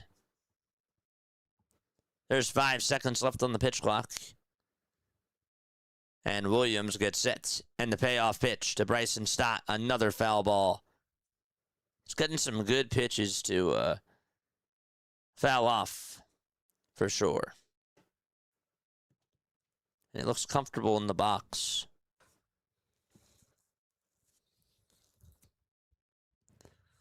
Williams gets set. And the payoff pitch outside and high for ball 4.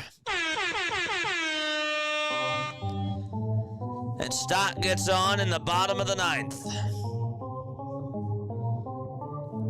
Let's go.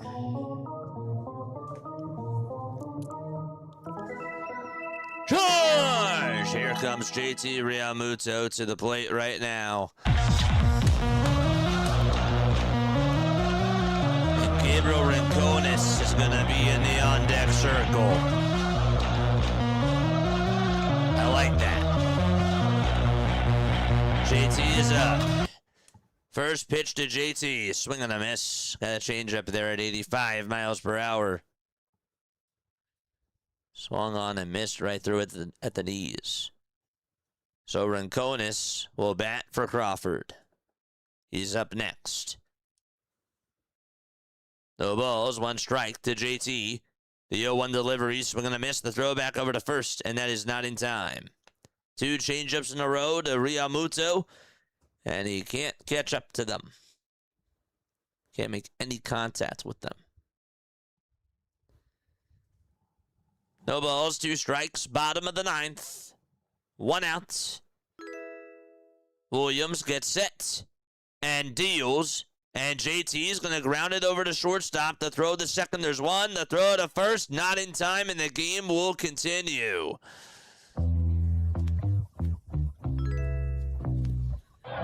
Two Dudes Fishing, thank you so much for the sub. Bells, Loves, John, and Mary, thank you for the sub as well.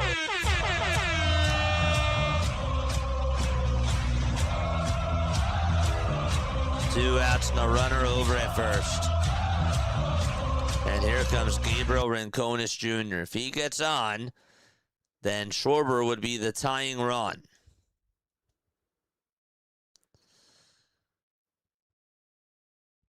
Two outs, bottom of the ninth. Rincones up to bat against Williams. The first pitch to Gabriel Rincones, swing and a miss at 94 miles per hour. Banker Brandon, thank you so much for the sub as well. No balls, one strike. JT at second. He advances on the defensive indifference. 0-1 pitch. There's strike two, right down the middle. And the Phillies are down to their final strike.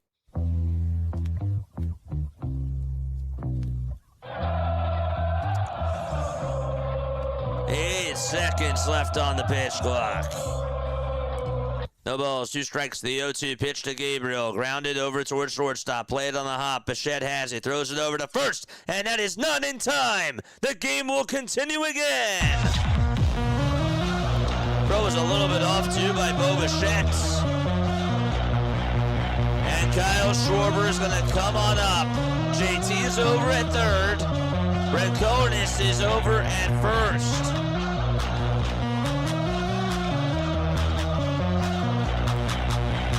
That throw was way over towards the left side. But Rincones hustled.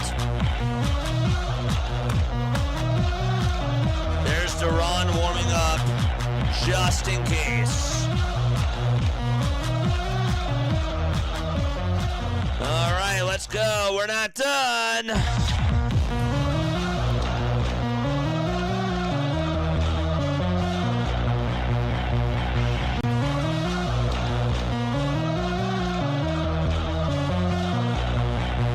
Crawford is going to come on up.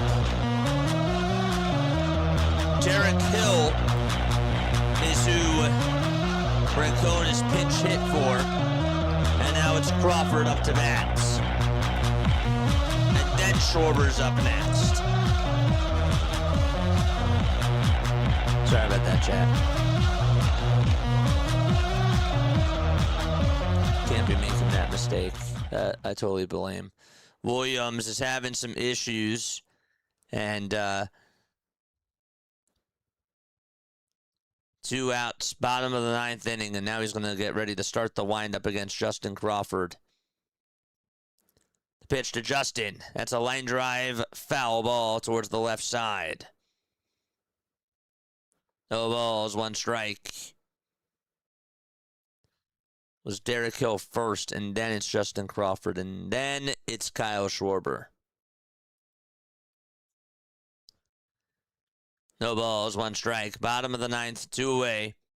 Runners at the corners. Williams kicks and fires, and Justin Crawford lines a base hit out to center field. One run's going to score. Schwarber's going to come on up to the plate right now. Runners at first and second. Justin Crawford off the end of the bat, slaps one out to left center. No way. JT claps, and now it's Kyle Schwarber coming on up.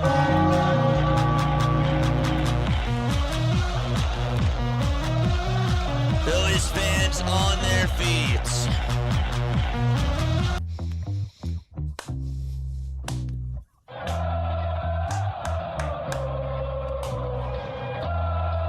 Here is Kyle. Still two outs in the bottom of the ninth. Schwarber's in the box. The first pitch to Kyle, strike one. Oh, it's going to be called a ball, but now it's going to be challenged. It looked like it was a strike all the way. And Alvarez will most likely get that overturned to a strike, and he will. So it is 0-1, not 1-0. Clearly it was a strike. Some of these bad calls by these umpires. No balls, 1 strike to Kyle Schwarber. Tying run over at first. The 0-1 to Kyle. Foul ball, and it got a piece of Alvarez, and the Phillies are down to their final strike again. Alvarez is down in a lot of pain, though. That got him good on the wickets. Ouch. Got him square right there. Bam.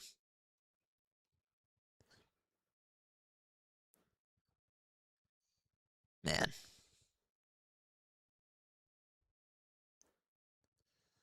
He's still down. He is in a lot of pain. I can't even imagine. The trainer is out there talking things over to him. His eyes are closed. Man. And Schwarber is still down to his final strike. So now Williams waits. Again, there's still runners over at first and second with 2 outs in the bottom of the 9th. Alvarez will stand up. Gets a little round of applause, too. No balls and 2 strikes. Bottom of the 9th. 2 outs. The Mets are trying to put the Phillies to bed. Schwarber's up. His count is 0-2.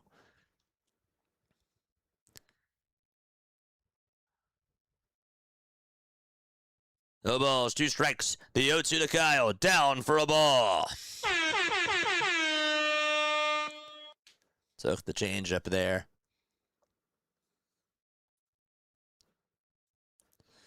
One ball, 2 strikes to Kyle Schwarber.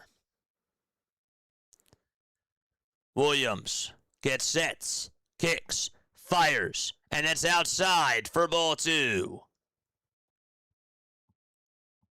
Oh my gosh. Phillies fans standing up. 2 balls, 2 strikes, and now time is called by Schwarber. And he will step on out of the box. Kyle today 1 for 4. One Phillies fan can't watch. She has her eyes closed. 2 balls, 2 strikes. Williams gets set, kicks, fires. Schwarber lines one out over to right field, but it's going to be caught. And the inning and the ball game are both over. Oh, man, he hit it so sharply out to right. Beatty was there to make the catch. And the Phillies lose by a final score of 6-4 to the New York Mets. That is how the game ends. A hard shot by Kyle, just right at Brett Beatty out in right field. And Juan Soto becomes the player of the game. He gets his 30th career multi-homer game, and he does it against Aaron Nola, going 2 for 4 with 2 solo home runs, and the game is over. Well, one word that you would use to describe that ball game down below would be what? I would say disappointing is the word that I would use. Disappointing that they couldn't take game 1 of this series. Yes, they have an off day tomorrow, but I really thought that they could score runs today, and they ended up not being able to do so. But this was disappointing, in my opinion. Please let me know what you guys feel, though, down below. One word to describe that game. Embarrassing. Okay, my word of the game is Alvarado. No. Sloppy, says Byford. David says horrible. Inconsistent, says Vote Blue. Okay? Just to see where everybody's at. Noah started and we lose to the last place Mets. Color me shots. Just kidding. Scott also would say disappointing. Bullpen imploded. Yeah. Look, this was a disappointing loss. I'm not overall angry in the grand scheme of things, but I just feel like that we've been sort of talking about the same thing over the last week or so, and it's pretty much everything that we've been talking about has pretty much sort of been the same. He always says frustrating. Yeah. This was one of those games where I really felt like that the Phillies left the Mets off the hook. I thought that they could have done a much better job against Sean Manaea, and they just couldn't really do so. The bullpen with Alvarado, we'll get to it. We'll get to it all during the post-game show. We will. All right, 5 minutes. We will be right back. Calling into the post-game show. And you know what? You're more than welcome to leave a voicemail message. I haven't played voicemail messages in a while, but if you want to leave a voicemail message, if you don't want to stay on for the whole entire thing, leave a voicemail message and I will play it during the post-game show. 610-314-0844. That is how you call on in. You can also text on in as well. But yeah, we'll be back in 5 minutes. We're going to gather our thoughts. We'll get on into more of the nitty-gritty with how we're feeling, and then we'll just talk about it. All right? We'll be right back in about 5 minutes. Don't go anywhere. I'll be right back. Don't you worry.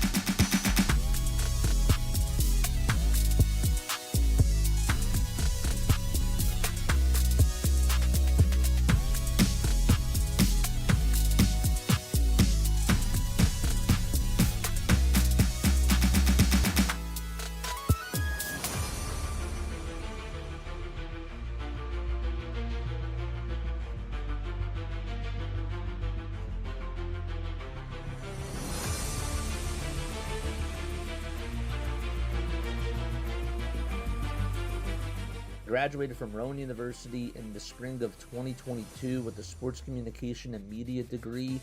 I got to actually call minor league baseball and G League basketball games while I was in school. And then I graduated, and as soon as I graduated, I went to NFL Films in Mount Laurel, New Jersey. And as much as I loved that experience, I miss putting on the headsets. I decided, you know what, talk is cheap.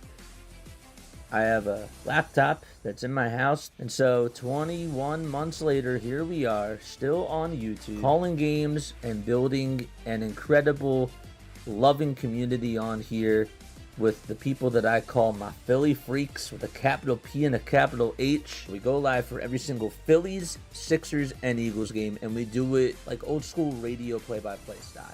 I'm Jason Joseph, and this is Play-by-Play with JJ. I showed a swung on barrel out to right field. Bye-bye baseball. That baby is long gone. Ugh, the Mets. Oh, man. The New York Mets. The New York Mets come on into town and take game one in your ballpark. Ugh, I don't like that. Nope, I don't like that at all. The Philadelphia Phillies ended up losing to the New York Mets 6-4. Oscar Brazaban got the win, Alvarado got the loss, and Devin Williams got the save. Yeah, before I even dive on into my actual thoughts on this game, please make sure that you guys hit the thumbs up button, subscribe to the channel, and turn on the notification bell icons too, and that way you will know when we do go live. Man, I don't really know what else that there is to say about this game. You left a lot of guys on base. A lot of guys were left with runners in scoring position. The Philadelphia Phillies were 5 for 14 today. They had plenty of opportunities, and they just could not hit with runners in scoring position. I don't know why. The New York Mets were 2 for 7. Not saying that was much better, but they got the runs. The long ball was working, and the ball was flying off the bat of Juan Soto. And it's just really annoying because the New York Mets just have not had a good year this year at all whatsoever. And they also, not that this has anything to do with anything, but the New York Knicks had their parade today, and that obviously prevented some Mets fans coming on out over to CBP.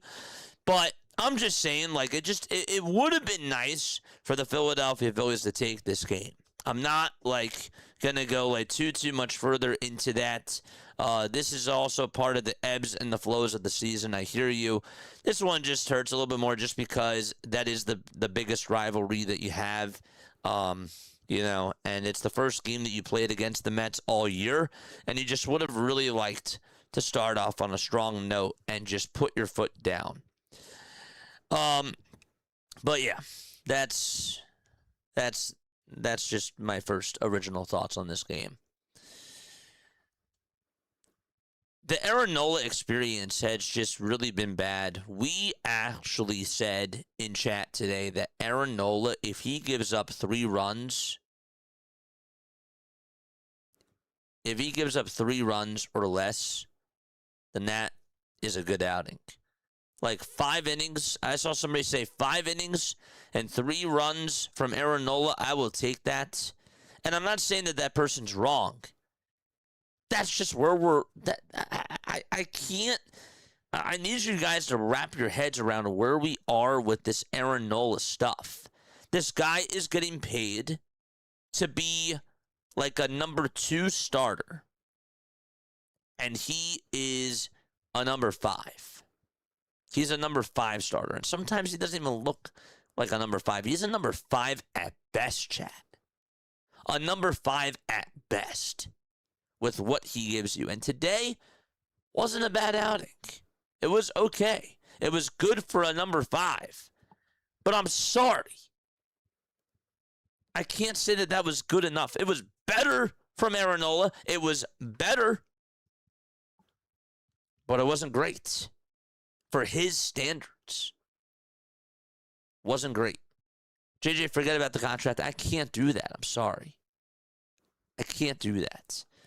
It's definitely better, but there has to be more improvement. And obviously, we've been talking about it for a while when it comes to him not getting as good of a grip on the baseball compared to years past with the spider attack.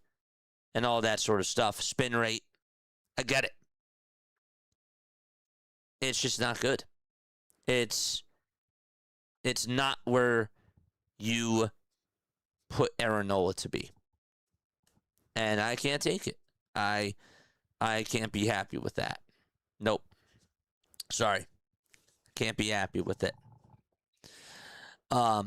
Better, but still not great. Not great at all.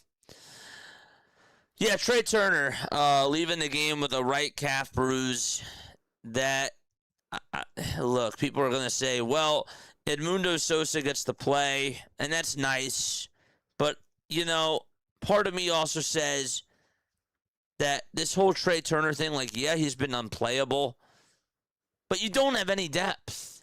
You just don't. You don't have depth. And the way that this team has just been constructed by Dave Dombrowski, we saw Adolis Garcia get hurt.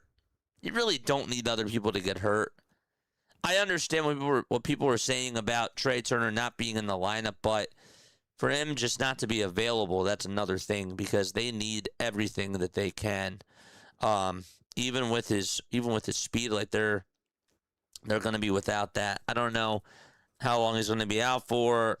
I don't know any of that, but we saw him get hurt with the wrist earlier this week, and just injuries. It doesn't matter who it is. You don't want to see a guy get injured, and I'm not happy about that. I know that Brandon Marsh was doing good in the leadoff spot in that one game, and maybe he'll bat leadoff on Saturday, but I don't like seeing guys get hurt. I really don't. I know that he's been really bad this year, but it sucks. It sucks that he's been bad, and it also sucks that he's hurt too. So it's sort of a lose-lose situation when it comes to that. So, yeah. I didn't like the fact how in the second inning, Edmundo Sosa got on with a leadoff triple, and you left him over at third. I feel like every time the Phillies do get a leadoff triple, that does tend to happen. The Phillies do tend to strand runners over at third base with nobody out. And it happened tonight. That was annoying. But sometimes, again, this is all just parts of the ebbs and flows of baseball. And I'm not going to get too much on them tonight, but it is a little disappointing. It's just disappointing. It's not like I'm not aggravated. I'm not angry. It's disappointing because, A, it's the Mets. It's disappointing because, B, another guy gets hurt. Disappointing because Aaron Nola is where he is right now. And the Phillies just could not hit for him today. They got a couple runs on the board. That was good, but their bullpen blew it. Their bullpen blew it today. And they definitely have problems with Jose Alvarado. And they have to try to address that. Their left-handed pitching out of the bullpen is just such a joke. Tanner Banks gets sent down. Jose Alvarado might be next. Really, he might be next because he's sort of in that territory where he just doesn't have any sort of good movement on his pitches. None. And it's sad that we're also at that point. I read you a couple of years ago in 2023 that he had like a 1.76 ERA. Remember how in 2022 he was doing really well and he actually was doing really bad, and then he went back down to the minors and they worked with him on that slider of his, and he started to sort of revamp and revitalize his career that way, and he was doing really well. Something needs to happen with Jose Alvarado, too. The problem is that they just don't have many guys that are here. They don't have depth. They're not good at developing talent, and the pitching coach is clearly not helping with things right now, and it's so sad. It's just awful. It is. Not really much else that I honestly want to say about this game. I really felt like that this was just sort of like a disappointment, and the Phillies just didn't do enough today. Kyle Schwarber's been striking out a lot, and I don't like that. He struck out twice today. Everybody in this lineup struck out except for Trey Turner, who only had one at bat, really. And JT Realmuto, everybody else struck out. They were not patient at the plate. and they just did not do a good job at capitalizing when they had to. So, again, like, I'm not gonna get like so on them about this, but again, like, this is disappointing. I understand that it's a 162 game season, and we can't treat every game like it's a football game. I also understand that that's also part of the passion as well. But still, just one that got away. The one game that I felt like that the Philadelphia Phillies should have won. And they were not able to do it. 610-314-0844. That is how you call on into the postgame show. I really don't have much else besides that. Comment down below what you guys think, and also call on into the show too. I do want to hear what you guys have to say. I thought that we had some good words today. I really did. I thought that we had some good words to describe that game. Disappointing, embarrassing, frustrating, says Haley. I thought that we had some good ones today. But I don't know. I'm not frustrated, but sort of like the more that this settles on in, the more unsettled I am. I'm more so just frustrated with the organization when it comes to not getting another when it comes to not spending and not getting another really good high-quality player during the offseason, and just for them not being able to develop talent. But overall, like, it is what it is. I'm just babbling at this point. Calling in 610-314-0844. The Mets had mistakes tonight. Maybe I'm frustrated because maybe I'm annoyed because the Mets made mistakes. Bichette had a bad throw in that ninth inning. You also had that drop strike 3 in that bad throw made by Alvarez. And then a misplayed fly ball out over in right field. Like, there were chances. The Phillies were given chances in this game, and the Mets are not a good team. Like, the Mets, I understand that they took 2 out of 3 against the Atlanta Braves, but even the Braves are banged up, and I just felt like that tonight could have been a really good opportunity for the Philadelphia Phillies to just set the tone. But it's not always going to happen.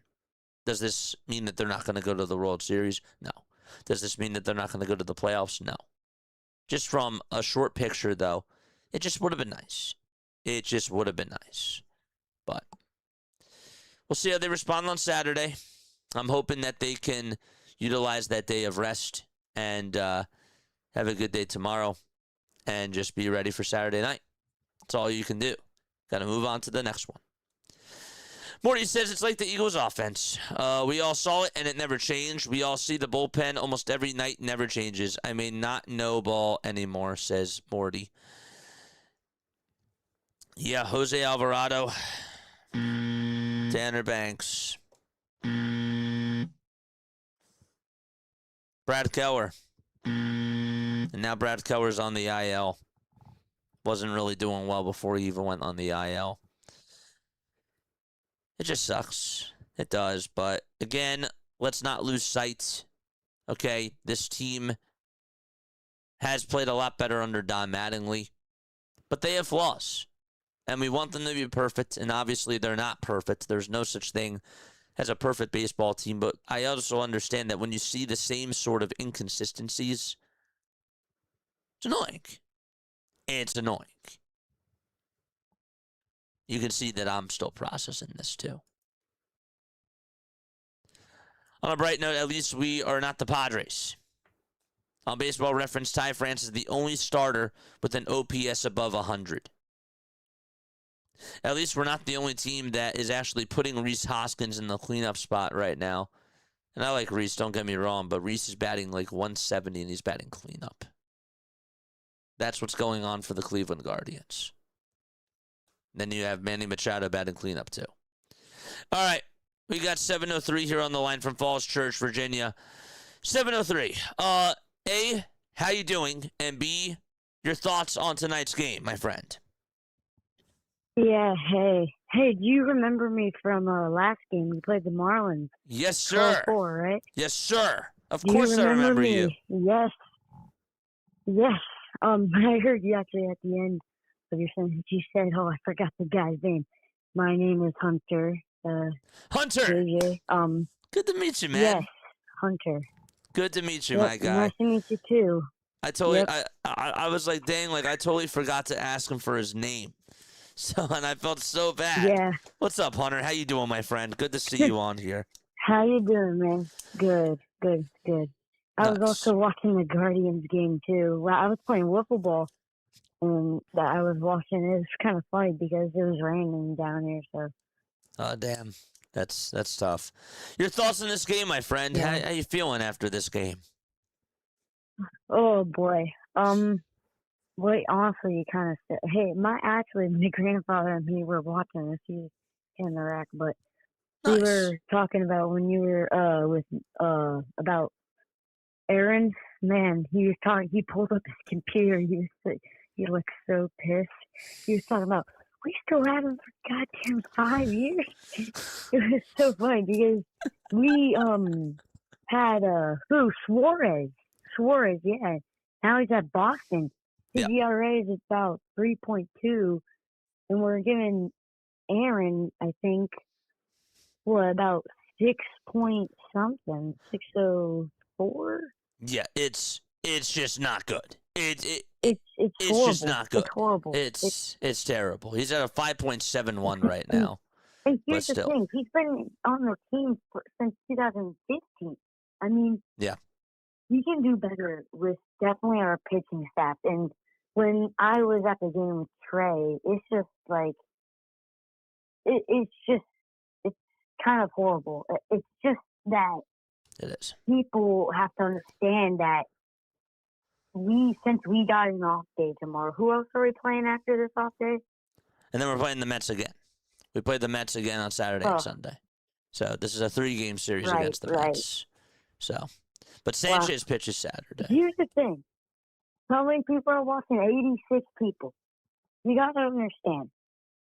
Right now, we've lost about, 3 to 4 games in these 2-game series, correct? Am I correct? We've lost 2 games in a row. So we took 2 out of 3 against the Marlins, and then we just lost to the Marlins, and then we lost to the Mets. So it's only 2 games. Here's the thing. You got to understand that people in the league right now, obviously, Kyle, Justin, and Trey are, including Otto Kemp, I think. Is Otto Kemp? Yeah, both those people, right now, they're not doing good. People, when I was there, they were just booing just to boo. Hell, people, and from the last time in the Marlins game, they were throwing the balls back. And when you understand, it's not like Trey made so many errors you can boo him. There's differences between booing him just to boo him and just booing because everybody else is.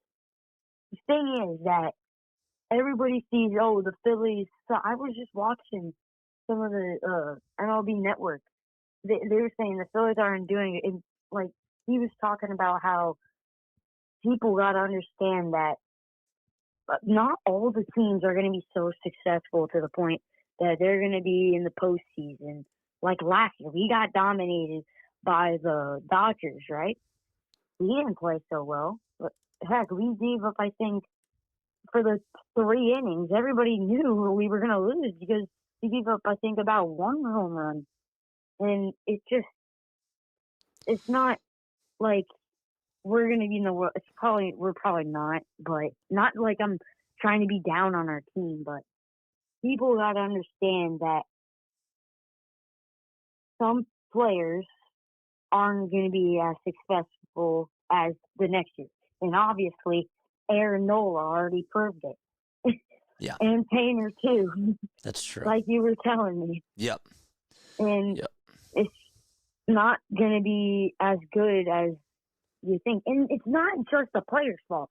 It's the gosh dang batting order. I hate to say it's the batting order. That's true. People got to wake up and think that Justin Crawford and the catcher? Was he a position pitcher?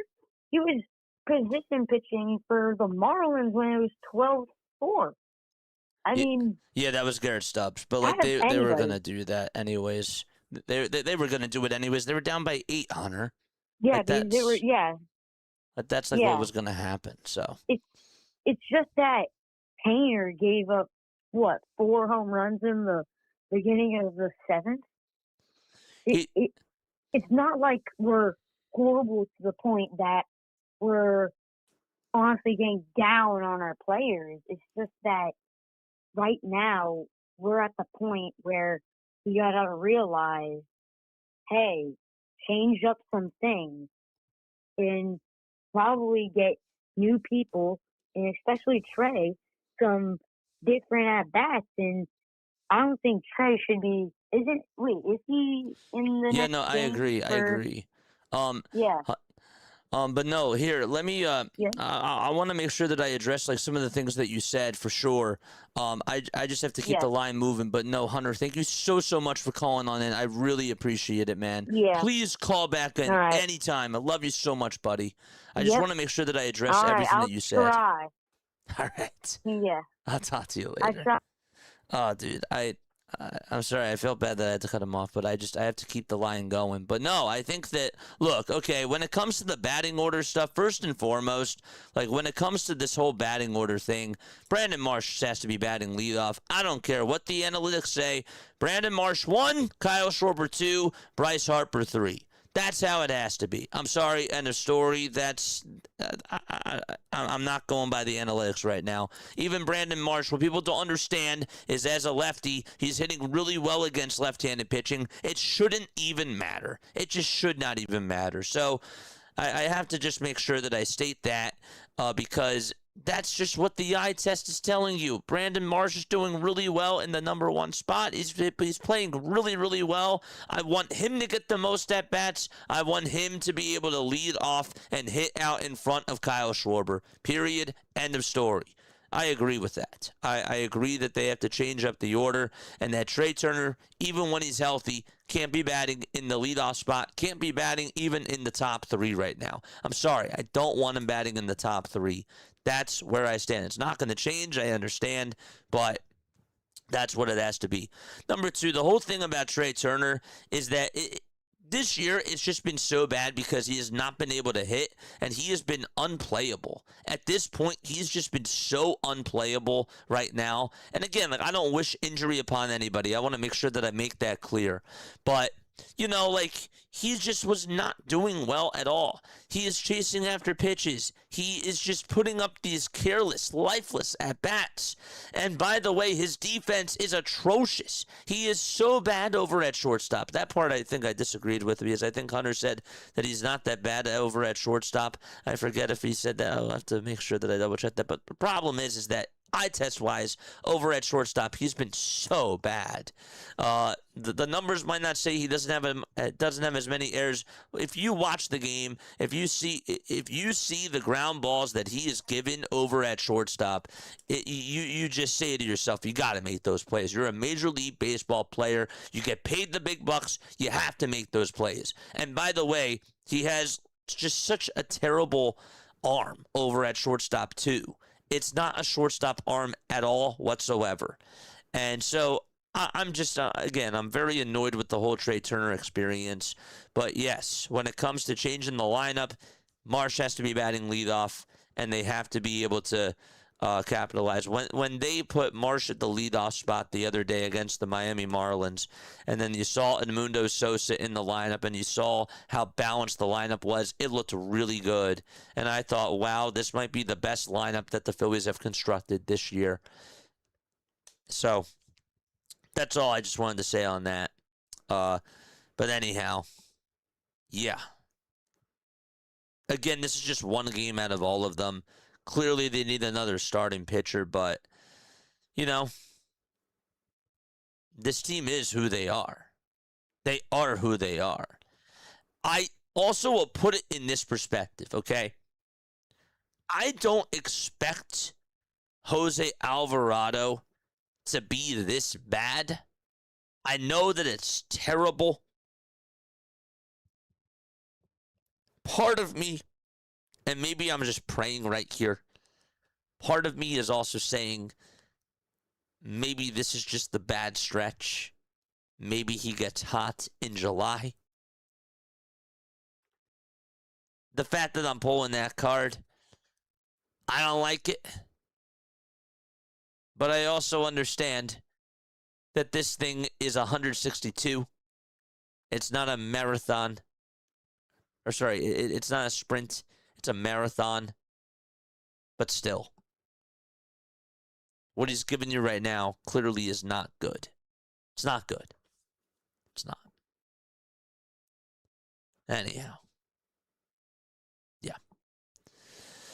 What else do I want to say? Anybody else want to call in? They most certainly can for sure. Noah's not going anywhere with that contract. You have to work around him. There's nothing changing. Yeah, who's going to want to take on that contract? Who's going to want to take on Trey Turner's contract? Who's going to want to take on any of these, like, max players' contracts that are just bad? These guys aren't blind. Sorry, but Alvarado's more of an issue than Nola, says Doug P.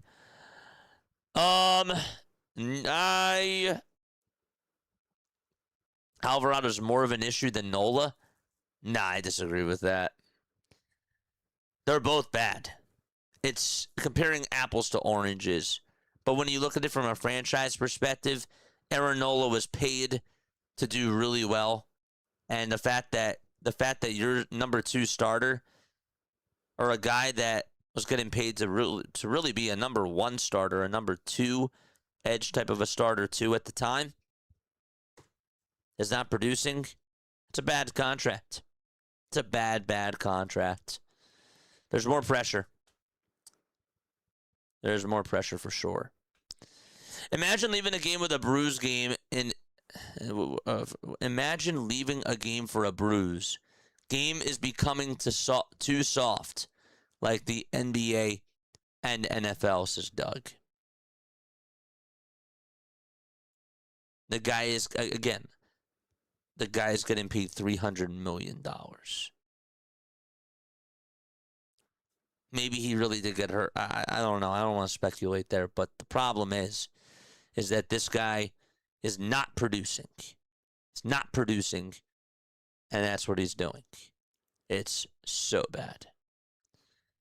W call, man. Edward, if you want to call into the show, you most certainly can. JJ, I'm back. What's up, Vincent? What's up, Vinny? How you doing? Hope you had a good time with your family during the holidays. I had a lot of turkey. Dude, I appreciate that. Bad loss tonight. I'm thinking it's now time for a new manager. Don Mattingly overall has done a very good job. Took over Rob Thompson.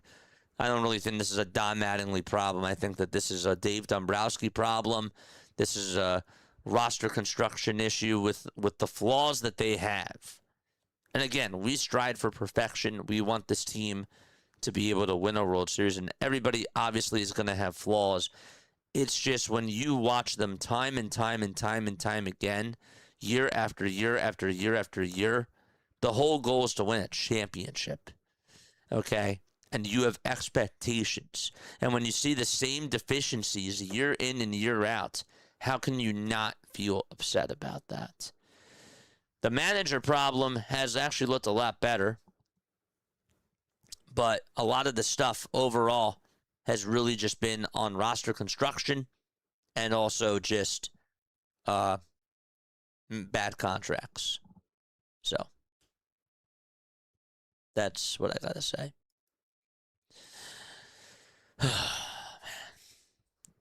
W phone call, by the way, absolutely.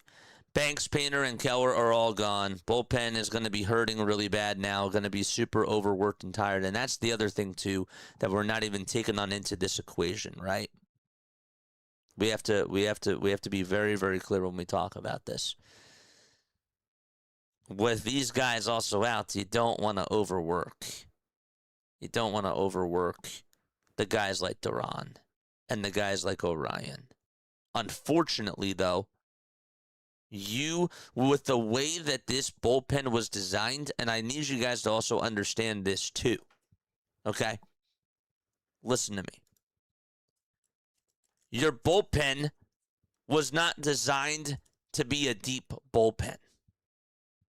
This bullpen was designed for guys to come on into like the 8th and the 9th inning, maybe even the 7th. They're not like a long relief type of a bullpen.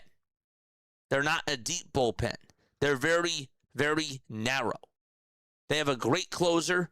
They have one of the best closers in the game, but with the way that their bullpen is designed, it's supposed to be a bullpen that is just designed to go pitch when Aaron Nola goes 7 innings or Zach Wheeler goes 7 innings, 6 to 7 innings. You got to get 6 to 7 good innings from your bullpen, from your starting pitching.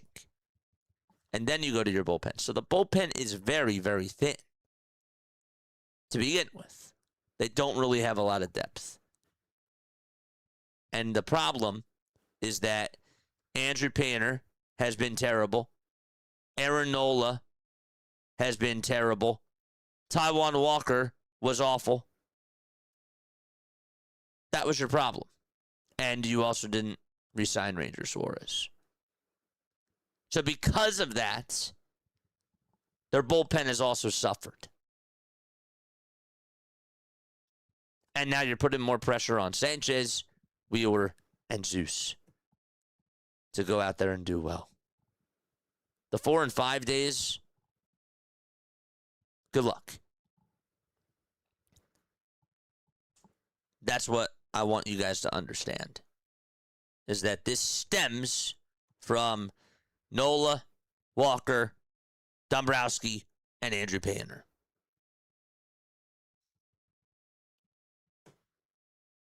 So that's where I think that this stems from. All right, I love you guys very, very much. I will catch you all on the next one. Tomorrow's an off day. We don't have to even think about this team. We can just move on, and we'll be back on Saturday. Okay? And we'll be back for Saturday night. I love you all very, very much. Okay, we'll be back on Saturday night for the very next Phillies game. And tomorrow is going to be exciting. Tomorrow we get to see Grassi. I'm so pumped. So pumped. Man, that's going to be fun. All right, we are going to redirect you guys over to, let's go redirect you over to District Nation. District Nation is still live, I believe. Is he still live? Let's see. Is he still live? Is District Nation still on? No, he is not. Okay, let's undo. Let's refresh. Okay. We'll redirect you over to somebody else. Who else is on? We could do Jaguar Gator 9. Yeah. Let's do JG9. All right. I love you all very, very much. Lila Tov, have a great rest of your night. Good night, everybody. I love you all so, so much. I will catch you all in the next one. And, well, yeah, Lila Tov. Good night and peace.